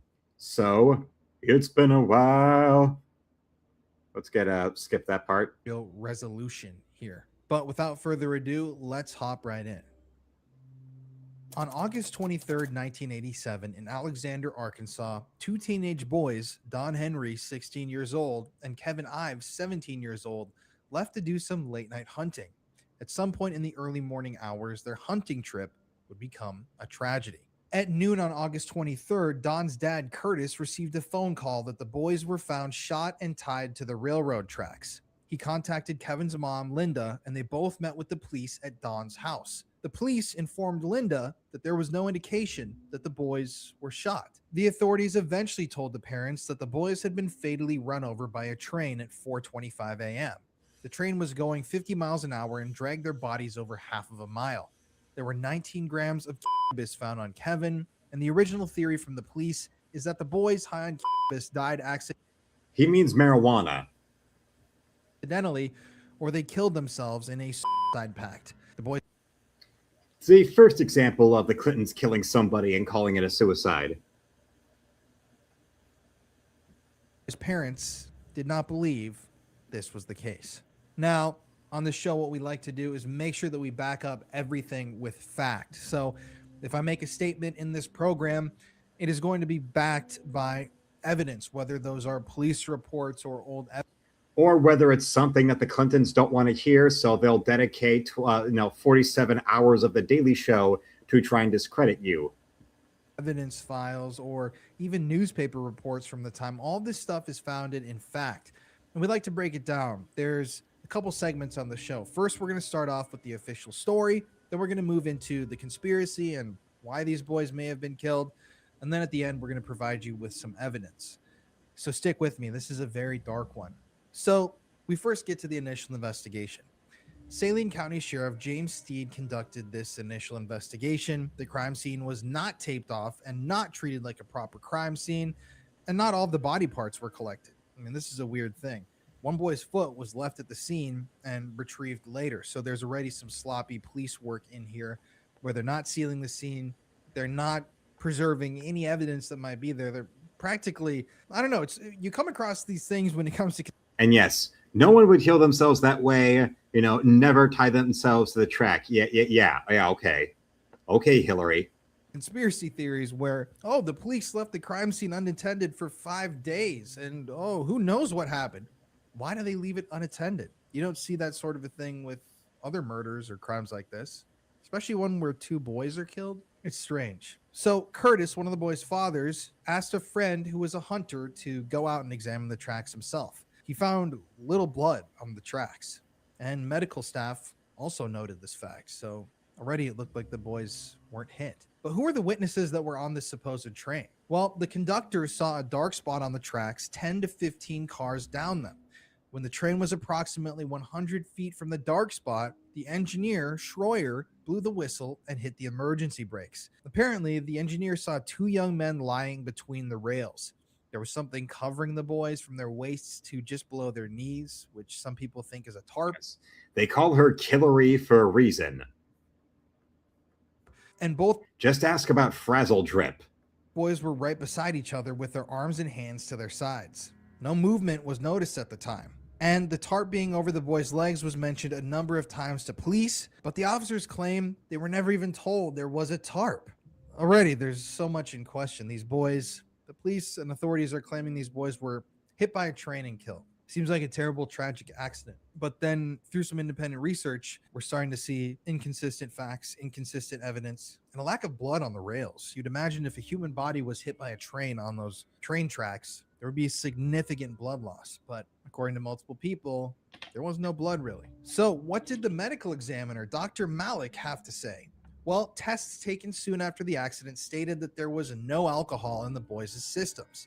The drug tests took 2 weeks. And once the drug tests were received, a statement from the medical examiner's office said that the boys were rendered unconscious and in a deep sleep on the railroad tracks under the psychedelic influence of THC when a train passed over them, causing accidental death. I'm sober now. I've been sober for 8 months. I have partaken in a lot of the devil's lettuce, or whatever you would like to call it. I want to dance around it with sense. But I decided to get sober on account of I wanted to have a personality. Censorship definitely does. There's no way that you can get high enough to go walk out on some train tracks and lay down on them and not move when a train's coming. I mean, that's just suspicious. So the medical examiner did not mention in this report the lack of blood at the crime scene or the color of the blood that was found. And what did the police have to say about this? Well, Rick Elmendorf, the chief deputy in Saline County, stated that they hadn't ruled anything out except foul play. They had ruled that out. This was not a murder. The police wanted you to know that. But what about the first responders on February? Exactly. He gave up the marijuana so that he could have a personality, unlike Seth Rogen. February 16th, 1988, Saline Memorial Hospital staff gave their impression of the scene. So the official hospital report includes notes for paramedic Shirley Raper. Blood from the bodies and on the body parts we observed was dark in color in nature. Due to our training, this would indicate a lack of oxygen in the blood and could pose a question as to how long the victims had been down/dead. Staff noted that there was an absence of fresh blood that is normally found at trauma sites similar to this one, and none of the blood appeared to have dried. They would be feeling every moment of reverberation on those train tracks, and they would start sprinting as if the train was a giant screaming flaming skull. Weatherman asks, Seth Rogen has a personality? No, marijuana is his personality. You take that away, and he probably would have a complete psychotic nervous breakdown. In testimony at the investigative hearing, Shirley Raper stated that while she was attempting to drive the ambulance out a secondary road, she came across a pickup truck that was occupied by 3 people. Now, due to the public outrage about Linda being blocked from getting a second opinion, the media then began their own investigation into Dr. Malak. So already you've got different accounts. First responders are saying the blood looks weird. The medical examiner is saying something different. The police are saying something different. But the one consistent thing that authorities are going for is that this wasn't a murder. Why? How do they know this so quickly? I mean, it's definitely a little peculiar, right? And that makes me question, did Dr. Malak have any other rulings that were inconsistent or incorrect? Well, police investigators and a county coroner stated that they had been involved in cases where their findings countered Dr. Malak's findings. In one case, Malak had ruled a shooting as a suicide, when the investigators and coroner ruled it as an accidental death. Now, here's where we get into this. We're going to see Bill Clinton and the Clinton family come up a lot in this story. But as well they should. It may not be the first, but it's definitely the first example of the Clintons obviously having had people killed for discovering too much, but this was something that actually wound up leading to, it being in the press. The first example of clearly they killed somebody and got away with it, even with it being something that led to court cases. But we got to first examine Dr. Malak to see if Bill Clinton himself had any ties with him. So did Bill Clinton have ties with Malak? Well, there was a conflict of interest because of a ruling which came between terms when Clinton was out of office. You see, Malak had helped Bill Clinton's mother avoid legal scrutiny in one patient's death as she was defending herself in a medical malpractice lawsuit arising from the death of one of her patients. At the time, Bill Clinton was governor of Arkansas. We're gonna be fine. We got plenty of oil. During a recent Senate campaign Yeah, stop, Mike shut up. And assumedly because of this, governor of Arkansas at the time, Bill Clinton, and his board refused to fire Dr. Malak, even with 4 years of public criticism of him. Wow. So the corrupt Clinton glad handing like that goes all the way back to his first term as governor. His work. Now, after a grand jury overruled Dr. Malak in the Ives Henry case, Clinton hired 2 out-of-state pathologists to review Dr. Malak's work. They gave him high marks and said he should get a raise. These pathologists were paid $20,000 from Bill Clinton's discretionary fund. Bill Clinton then sent a proposal to the legislature to raise Dr. Malak's salary by 41.5%. 3 weeks before Clinton announced his presidential candidacy, he pushed Malak to resign. But even though he was being pushed to resign, that wasn't the end for the doctor. In fact, the Clinton administration found him another well-paying job in state government. So this doctor was well in the deep pockets of Bill Clinton and the Clinton. Who says that government exists to give corrupt people with the right left-wing friends permanent jobs, even though they belong in prison? It's not just Fauci, it's not just the federal level, it's also at the state level. But so long as a Democrat's in charge, everything's copacetic.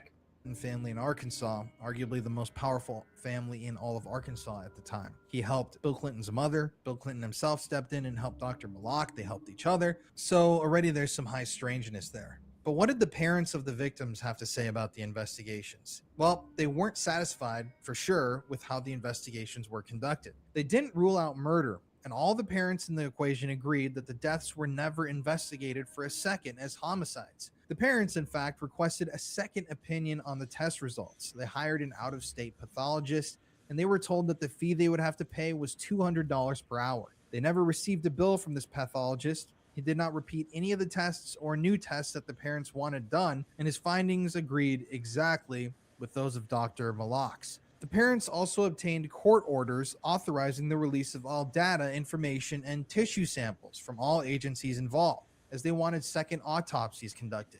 The state crime lab was the major obstacle in getting these results. So the parents were told by experts and other authorities that nausea and other discomforts would prevent a person from smoking enough marijuana to be rendered unconscious. They were also told they would have had to have smoked as many as 20 joints prior to 4:25 a.m. for this to occur. That's a lot of doobies. But on February 8th, 1988, parents Curtis and But he doesn't get doobies censored. Marvell Henry and Larry and Linda Ives said that they were seeking a grand jury investigation. The parents of the victims feel like not enough is being done. Initially just blown over. I mean, just look at all these documents. Essentially, these 2 young boys are found dead in a brutal way. And they say, oh, they just smoked a lot of weed, went and laid on the tracks and died. And that's it. We're not going to investigate this any further. That's all that we're going to talk about it. And oh yeah, remember, it is not a homicide, which doesn't really make sense when you consider how criminal proceedings usually go. The parents of the victims then start to seek a grand jury. Especially with how much that they'll illegally go and hound dog somebody for the crime of being Republican. Investigation. So the Saline County Prosecuting Attorney's Office then held an open investigative hearing. Richard Garrett, the deputy prosecuting attorney, felt as though it was a premature move to call a grand jury investigation and thought an investigation could be done simply within Arkansas. For this hearing, 32 witnesses were subpoenaed. And prior to the results from the grand jury investigation being received, a deputy prosecutor was named by Garrett, as he believed that the deaths were indeed homicides. Dan Harmon was assigned as a special deputy prosecutor. This is where Dan comes in. So the grand jury investigation, this is where things start to go off the rails, if you follow, catch my drift. So the boys' bodies, looking at this stuff closer, were exhumed. And an Atlanta medical examiner, Dr. Joseph Burton, conducted a second examination on the boys' corpses. Based on his examination, he found that the boys had only smoked a few joints before their deaths. He stated that Don Henry had been stabbed in the back, and Kevin... Literally. By his own governor. So yes, they aren't the kind of people that, all they do is smoke weed. Ives' skull had been crushed prior to them being placed on the tracks. 6 of Dr. Burton's peers agreed with his findings. And so, on September 9th, 1988, a grand jury finally ruled the boys' deaths as homicides. So at this point, a grand jury is basically, I don't know how to explain this lightly, but it's a legal entity, a group of peers that come together and they decide if they should prosecute or pursue charges or open investigations. So when they're looking into this with the grand jury, they're trying to see if they want to prosecute someone, they want to bring charges. They're trying to see if it's worth pursuing this as a criminal case. I hope I boiled that down. But grand juries can easily be deceived. We've seen this so many times, especially in stories of cover-ups. I hate grand juries. They're a terrible thing for the legal system. And especially when it comes to this grand jury, you're about to see how twisted all of this is. Because this is where we start getting to the suspicious deaths and the disappearance of witnesses before they could testify before this grand jury. Keep in mind at the time, tensions are high in Arkansas. Lots of people think these boys were murdered. Nobody's telling the truth. The authorities aren't telling the truth. They're obviously trying to cover for something. And this was, oh my God, like a good dress rehearsal for the West Memphis 3, if you remember about that, which also happened in Arkansas and involved supremely corrupt local authorities. Like all those people that invested in Whitewater and went out there and went and took a stroll into the swamp and then disappeared. Or Vince Foster being found, having quote unquote committed suicide with a suicide note that didn't match his handwriting. People are starting to wake up to that fact. And so when this grand jury stuff comes about, the people who are covering this up probably feel threatened and they want to make sure that this never gets out. The truth never gets out. And they would make sure that that happened. That's when we get to the deaths. So on November 10th, 1988, Keith McCaskill, an informant in the Ives and Henry train deaths, was found in the carport of his home, stabbed to death and covered with a curtain. Nothing. Oh, yeah. That's definitely a good old Bill staple.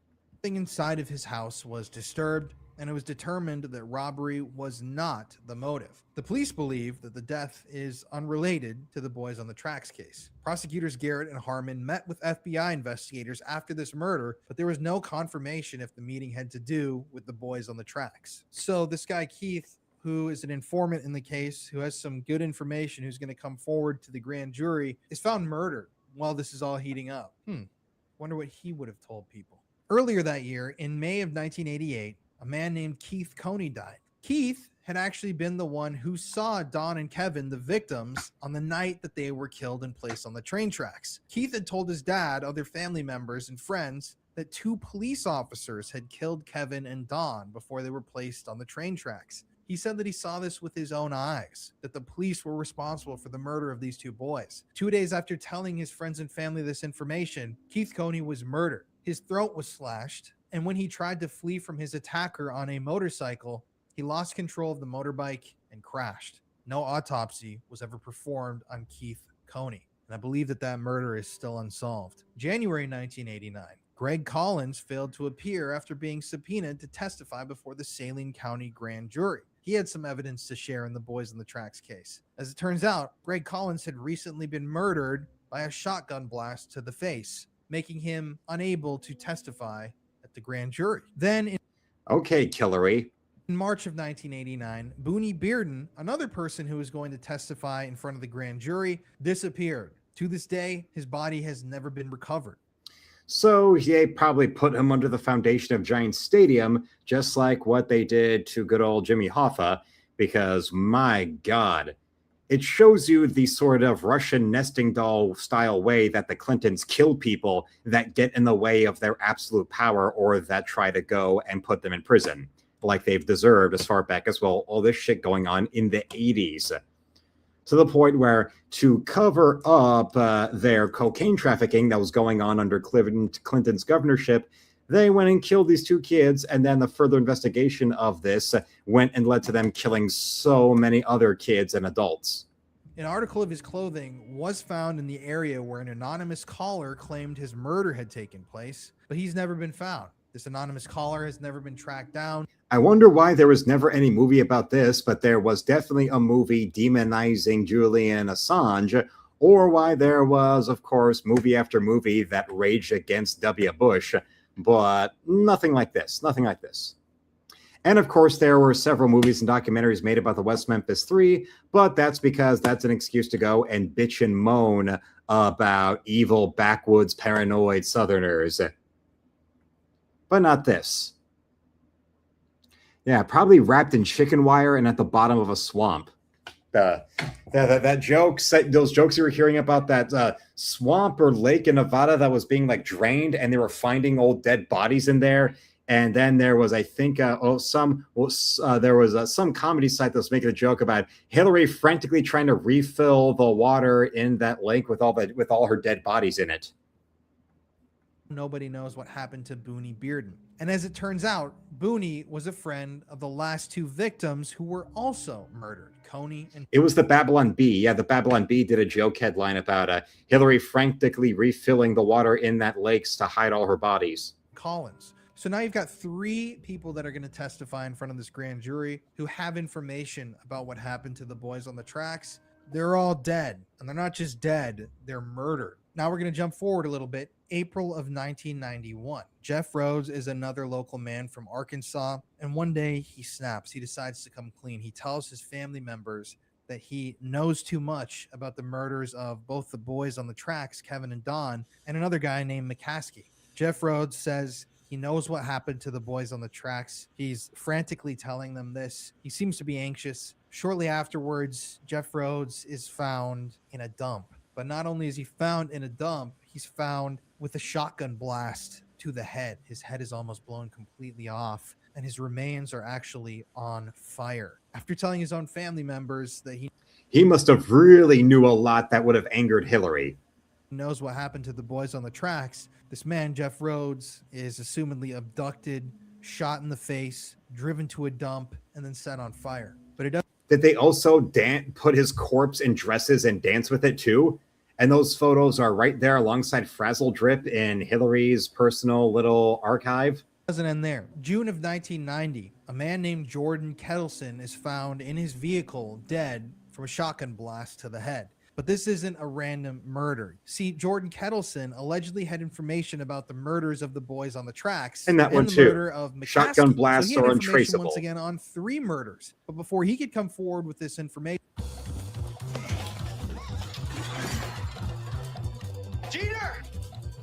he was shotgun blasts being untraceable might help out too.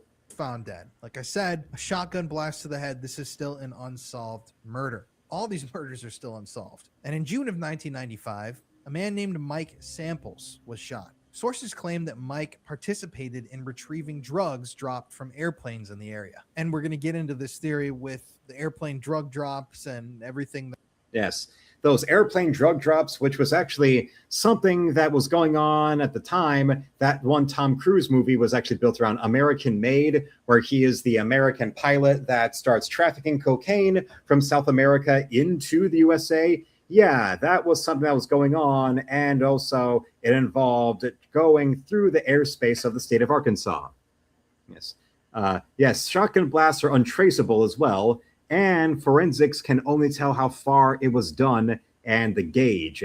So a lot easier to be able to hide Hillary pulling the trigger. That was going on with all of that stuff in the area and how that's tied into this story. But just keep that name in mind. June 1995, Mike Samples is shot. He's allegedly involved in the area with drugs being dropped from airplanes. But to this day, the authorities deny any connection between Mike and the murders of Kevin and Don, the boys on the tracks. But back to the investigation. So there you've got it. That requires the X-Files title screen that says government denies knowledge.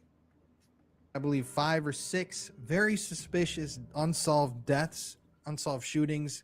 Even the guy who had his throat slit and was chased down the road. No one's ever been able to figure out who was chasing him down the road or why. Those are just things that in this investigation just get glazed over. Don't really matter to investigators for some reason. So the grand jury investigation. $8,000 out of $16,000 of Sheriff Steed's office drug enforcement fund went towards the Saline County grand jury investigation of the boys' deaths. Strange that they're using drug enforcement money for these murder investigations. At a December 2nd, 1988 grand jury hearing, one of the individuals testifying was Troy Lee Warner, an inmate at the Saline County Detention Facility awaiting sentencing for drug charges. Warner previously had a federal court trial which included allegations that drugs involved in his dealings, drugs that he had been dealing on the street, he'd gotten those drugs from the Benton Police Department. A federal drug informant, David Zinnerman, was also a witness at the hearing that confirmed some of this information. So after this inmate testified about getting drugs literally from the police to go back and sell on the streets,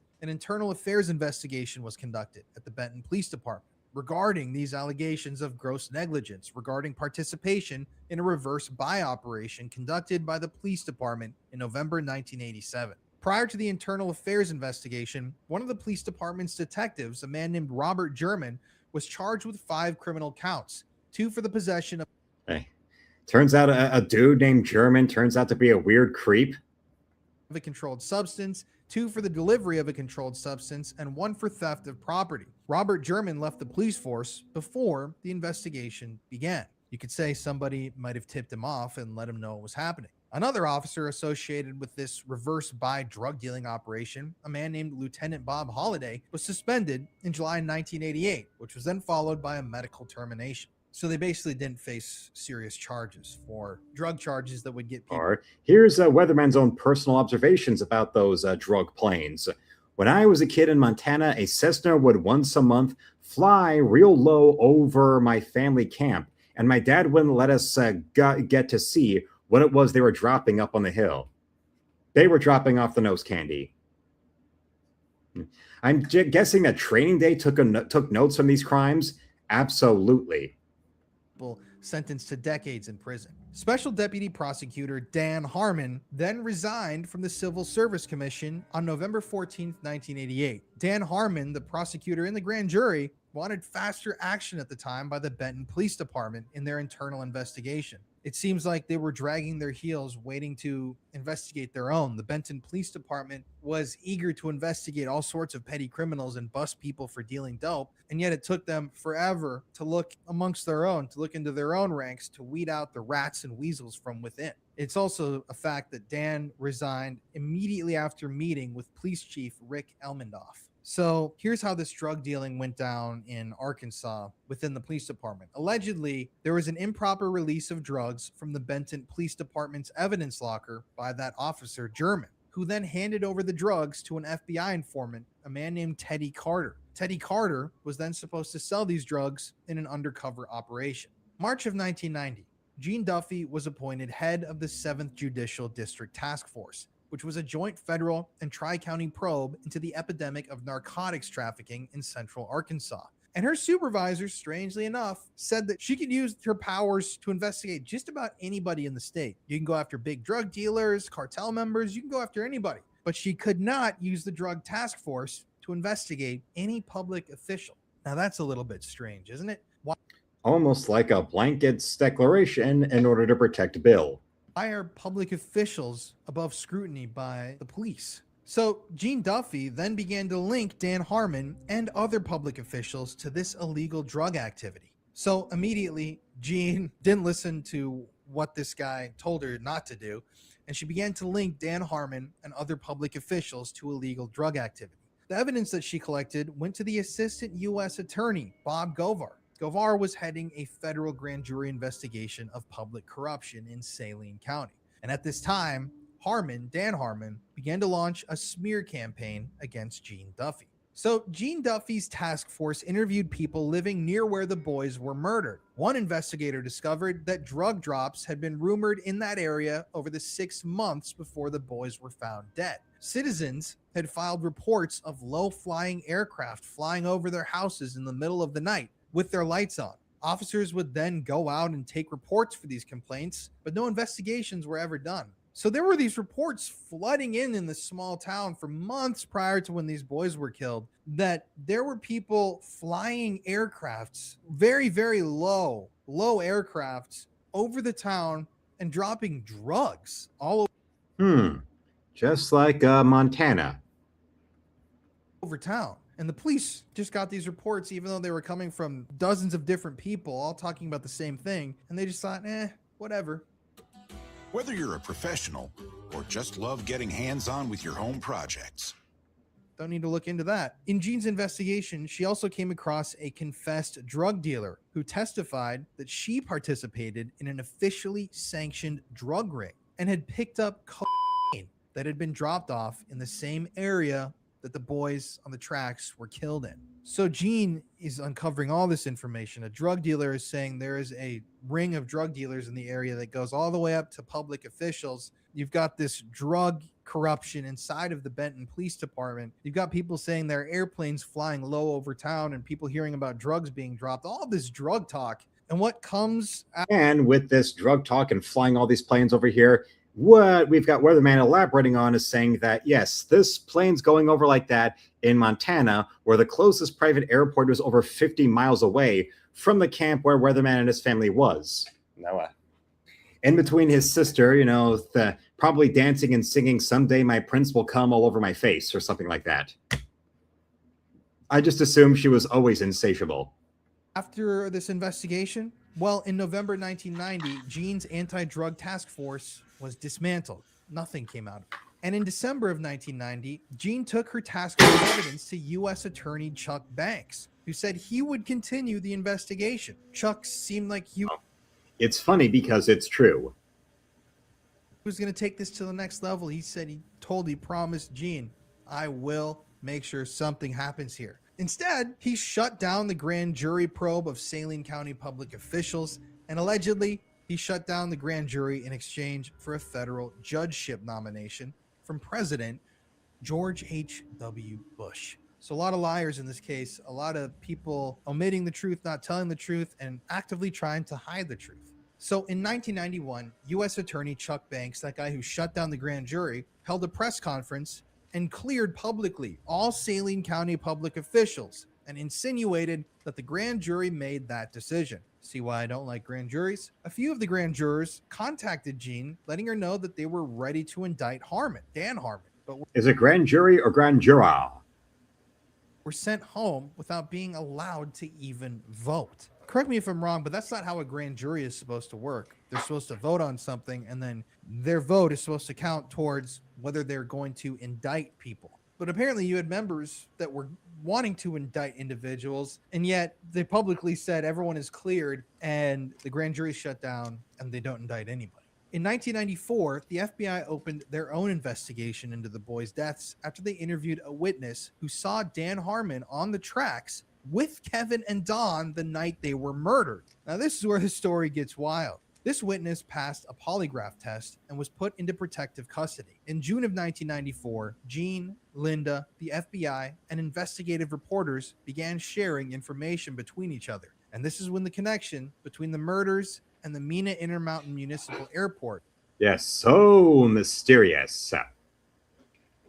began to develop. So at this point, we need to talk about this municipal airport, the controversy around it, and how the plot is about to thicken. So the Mina Intermountain Municipal Airport is located close to the city of Mina, Arkansas, in Polk County. Its primary focus is on private aircraft, and it does not have a scheduled commercial air service. So this is a small airport for private planes only. So you don't have United, you don't have American, you don't have Spirit flying in and out of this airport. It's strictly for private operators, people who own their own planes, private jet companies, farmers, people like that. And this airport is known worldwide as the central location where illegal drug shipments and weapons transfers occurred during the Iran-Contra conspiracy/affair. So this airport is already famous because this is where millions of pounds of drugs and thousands of illegal weapons were being flown out of and imported into America. In 1982, the police in the town of Mina learned that a major drug smuggler was operating out of their airport. They reached out to the Arkansas State Police and other investigators, but even with reporting this, the federal government didn't want to stop the smuggler. They refused to even act. You had locals saying there's somebody smuggling thousands of pounds of harmful drugs through our airport in and out of the country. Federal government does nothing. During the 1980s, you see a large drug smuggling, money laundering, and arms smuggling ring was being ran by Adler Berryman, Barry Seal. And this Mina airport was the alleged base for his drug smuggling, weapon smuggling activity. The Barry Seal story is pretty crazy itself. There's a great movie where Tom Cruise plays Barry Seal. I don't know if you guys have seen it, but Except, of course, the real Barry Seal looks nothing at all like Tom Cruise. I enjoyed it. The Arkansas State Police, after learning this, began to believe that every time Barry Seal flew a load of drugs in for the U.S. government, that he flew 2 loads in for himself. Other allegations surrounding this airport are that the CIA used the airport as a base of operations to train pilots and troops for intervention in the Nicaraguan uprising by the Contras in the 1980s. So there's a lot going on here at this airport. There's illegal drug smuggling being run by the government, the U.S. government. They're not stopping it. They want it to happen. You've got rumors that the CIA is using this airport to train secret soldiers to fly into conflicts we don't belong in. And all in all, it's estimated that $3 to $5 billion worth of drugs. But then those very same people that were bitching and moaning about Iran-Contra were demanding the public execution of anybody who questions sending taxpayer dollars and weapons to Ukraine. And what evidence of it being a Democrat money laundering scam? Were smuggled through the Mina airport over time. And so Barry Seal was running his drug smuggling operation out of this airport. But many people have said that for part of this time, while he was smuggling these drugs, Barry was working closely with the CIA and DEA. The collaboration between these groups and Barry's goal was to expose involvement of the Nicaraguan Sandinista regime as a major supplier of cocaine from Colombia. Ronald Reagan, George H.W. Bush, and Bill Clinton all faced criticism over the alleged illegal actions at this specific airport. The Senate Foreign Relations Committee stated that all charges and cases dealing with Barry Seal and others with ties to the airport were dropped due to potential national security risks. George H.W. Bush didn't try to prosecute any people involved in the drug smuggling or arms dealing during his term as president, and any individuals in the Yeah, if you want, money off the record, then drug smuggling is the easiest way. I agree. public eye that had a connection to the airport made no effort to investigate or prosecute anyone involved. Now, I'm not sure if anyone, I could be wrong, but I don't think anybody ever really was convicted for any of this drug smuggling. I mean, you got $3 to $5 billion worth of drugs being smuggled in an airport. Nobody goes down for it. The government at that time was busy with the war on drugs, imprisoning tons of nonviolent offenders because of drugs, and yet they're publicly smuggling billions of dollars worth of drugs. Doesn't really make sense, and it kind of pisses you off. Arby's just made value even better. Buffalo Ranch, now part of the $7.99 meat and 3.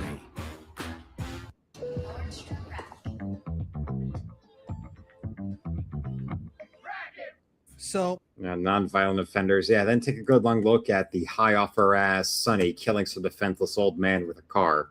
October 7th, 1994, Bill Clinton is asked at a press conference about Mina whether he was told about the activities that occurred at the airport while he was the governor. Bill, of course, stated he wasn't told anything about the drug smuggling at the airport. And in a further comment, Bill Clinton said the alleged events, quote, were primarily a matter for federal jurisdiction. The state really had nothing to do with them. The local prosecutor did investigate based on what was in the jurisdiction of state law. The rest of it was under the jurisdiction of the United States attorneys, who were appointed successively by previous administrations. We had nothing, zero, to do with it, end quote. So Bill's saying, whatever happened there wasn't our fault. We knew nothing about the billions of dollars worth of drugs that were being smuggled in the airport. Yes, definitely some of that drug money towards Bill went towards some of them hush payments. That wound up not working anyway, because then eventually Elizabeth Grayson and Juanita Broderick, some of his earliest rape victims, came forward anyway. By the United States government, even though I'm the top United States government official in the state. Weird. In 1988, the prosecuting attorney for the district encompassing the Mina airport, the land around this airport, issued a press statement complaining that the drug trafficking investigation had been thwarted because of links between the criminals' activities and the, quote, private wars conducted by the Reagan White House, end quote. So you've got Ronald Reagan and Nancy Reagan up there, war on drugs, drugs are bad, we need to stop drugs. And they're involved in smuggling billions of dollars worth of drugs into our country. Definitely makes you, I don't know if you guys are Reagan fans out there, but this is the type of shit that really makes you go back and look at a person holistically. And it's just like they all lie. They all lie. Then we get to the CIA involvement. with this airport. A report that was commissioned by Republican Congressman Jim Leach of Iowa, chairman of the House Banking Committee, contained information from the CIA's Inspector General's office acknowledging that the CIA did have a hand in activities that occurred at the Mina airport. These admissions included that they conducted a 2-week-long joint training operation with another federal agency at Mina Intermountain Municipal Airport. They used the airport for routine aviation-related services on agency equipment. And they did so much more. A former Arkansas State Police trooper, a man named L.D. Brown, was actually a CIA applicant who wanted to work there in 1984, and his application was rejected near the end of that year. The CIA also admitted that their personnel had had limited contact, that's a quote, with Barry Seal, that major drug trafficker and federal informant who worked out of the same airport. 2 individuals, Terry Red, who was a former CIA operative, and L.D. Brown, that state trooper who actually had worked security detail for then Governor Bill Clinton, went public with claims that they knew of CIA involvement at Mina Airport. So Terry Red and L.D. Brown is rejected by the CIA.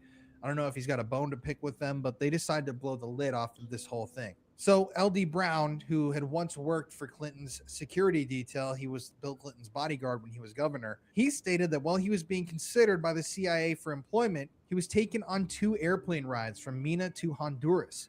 He claimed that he witnessed Nicaraguan Contra rebels as they were given M16 rifles in exchange for quantities of cocaine, which were then flown back from Nicaragua to the United States airport in Mina. So L.D. Brown, in his testimony, then said that after he was taken to Nicaragua, he saw American operatives trade guns for cocaine. He was then flown back to America. He saw the drugs coming into the Mina airport in Arkansas. He then went to Governor Bill Clinton. Well, Hillary took $2.6 billion in historical furniture from the White House when Bill left after 2000. They only recovered half of it in a storage box in Florida, and she said she knew nothing about it. Yes, the woman who's willing to lie about stealing White House furniture when there was hard fucking evidence proving what she did. Yeah. Anybody who tries to change the subject when talking about how earth-rendingly Mephistophelian evil the Clintons are proving to be, Ronald Reagan could have been caught guilty of cannibalism and still would not be as evil as Bill or Hillary. And that you cannot say a goddamn thing to get anyone to think otherwise, unless they're a Rachel Maddow viewer. Who he was Bill Clinton's bodyguard. He was assumedly somewhat close to Bill Clinton, and he told him what he had seen. The storage was in her aunt's name, and she had been dead for months before the storage room was bought. Oh, yes. So no wonder Kathy Griffin loves the Clintons and hates Trump so much.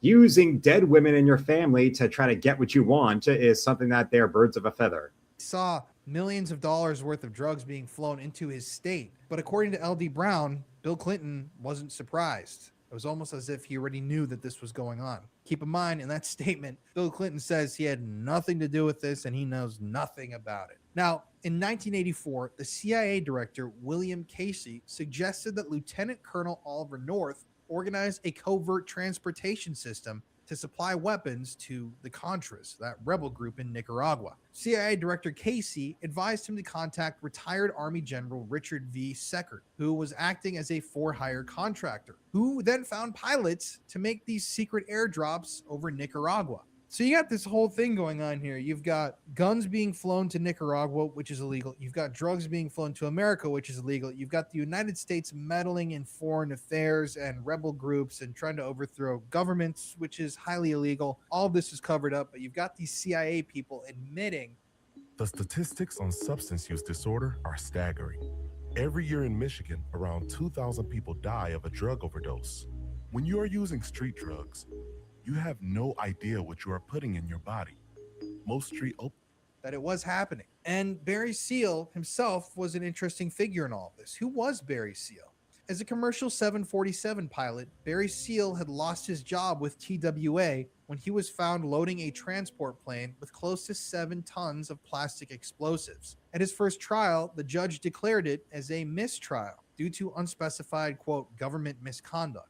At the second trial, the judge dismissed the charges against Barry Seal. As you see, the explosives he was loading were destined for Cuba and were to be delivered to anti-Castro Cubans trained by the CIA. theories were that Seal may have been working for the government as an independent contractor this entire time. So, following the ruin of his commercial carrier career, meaning Barry wasn't allowed to fly for anybody, not United, American, Spirit, none of them, Barry started smuggling marijuana and then escalated to working for the Colombian cocaine cartel, directly under the head of the cartel, Jorge Luis Ochoa. The Polk County Sheriff's Department, the Arkansas State Police, the FBI, and the IRS all knew about Barry Seal's activities. They were aware of federal ID numbers being altered on planes, substantial amounts of unrecorded cash flowing into local banks, and their informants were reporting that they saw drug shipments coming into the airport. And yet they did nothing. Well, that is until 1984, when Barry Seal was indicted in Florida on charges of money laundering and drug smuggling. After Barry was freed on bond, he flew directly to Washington, D.C., and was given an immediate appointment with 2 members of then Vice President Bush's Drug Task Force. The task force members then set up a meeting between Barry Seal and individuals from the Justice Department and the DEA. And at this point, Barry Seal agreed to become an undercover informant and collect evidence against the drug cartel. Now, Barry Seal's drug smuggling operation continued so that he could keep his cover. The operation was said to be now under DEA control. So this means the government did know about this the entire time. But what happened to the drugs that Barry brought into the United States? Where the drugs ended up while he was working for the DEA remains unanswered. The DEA also did not notify law enforcement authorities in Arkansas that Barry Seal was an informant working for the U.S. government. So we don't know where the drugs went. Probably went into the noses of users who God knows how many people died from overdoses or were addicted to this stuff. And you got the face of the government publicly. So there's a lot of this they're going into that doesn't really directly pertain to the boys on the tracks. And they could go and could have gone and put it down to at least give you more light details on that to then make it more directly relevant towards the boys on the tracks themselves. And it seems that guy's more distracted by wanting to go off about Iran-Contra and all that than on the actual state. Weatherman says, I'm going to go lay down later on and have a good one. All right. Okay, right there. And also now with the 3 votes we've got, it appears that, yes, sketch number 8 right here in this page is going to be what we'll be drawing tomorrow night as the back cover to issue 8 of Encrypted. Yes, we've got our front cover last night, and now number 8 right here will be our back cover, so that then over the weekend and with some time we've got left before the month is out, we'll then also at least get a page finished. So there we go. And then remember, the 1st of September, I've got my new big dentist appointment going, and then I'm going to be, taking care of the follow-up city inspection around the house repairs. And Weatherman just went and dropped off a gifted channel membership on the way out. So that is the way to do it. E. Martin 86 coming on in there. Now he's going to get to go and see that Obsession parody that we did. But thank you there to Weatherman. Definitely a good night to you, as now we've got this version right here up and ready to go. Up, supreme, and just right there. So until then, I want to thank you all for watching. Subscribe so the channel will reach 10,000 subs. Become a member today and shop in my art store with the first link in the description, where you can buy my art or commission me or support me with a donation. Or you can go and pre-order issue 5 of my comic book Encrypted, where a regular copy is 5, an autographed copy is 10, an autographed and sketched in copy is 20. Or you can get a 1-year subscription for 60, or 1-year subscription with your copies autographed for 90. Tomorrow, I'll have shorts at 5 p.m. Eastern, 5:30 and 6, of new video at 6:30, and I'll be live again at 10. So until then, felines, slam it, lick it, suck it, and see you, Space Cowboy.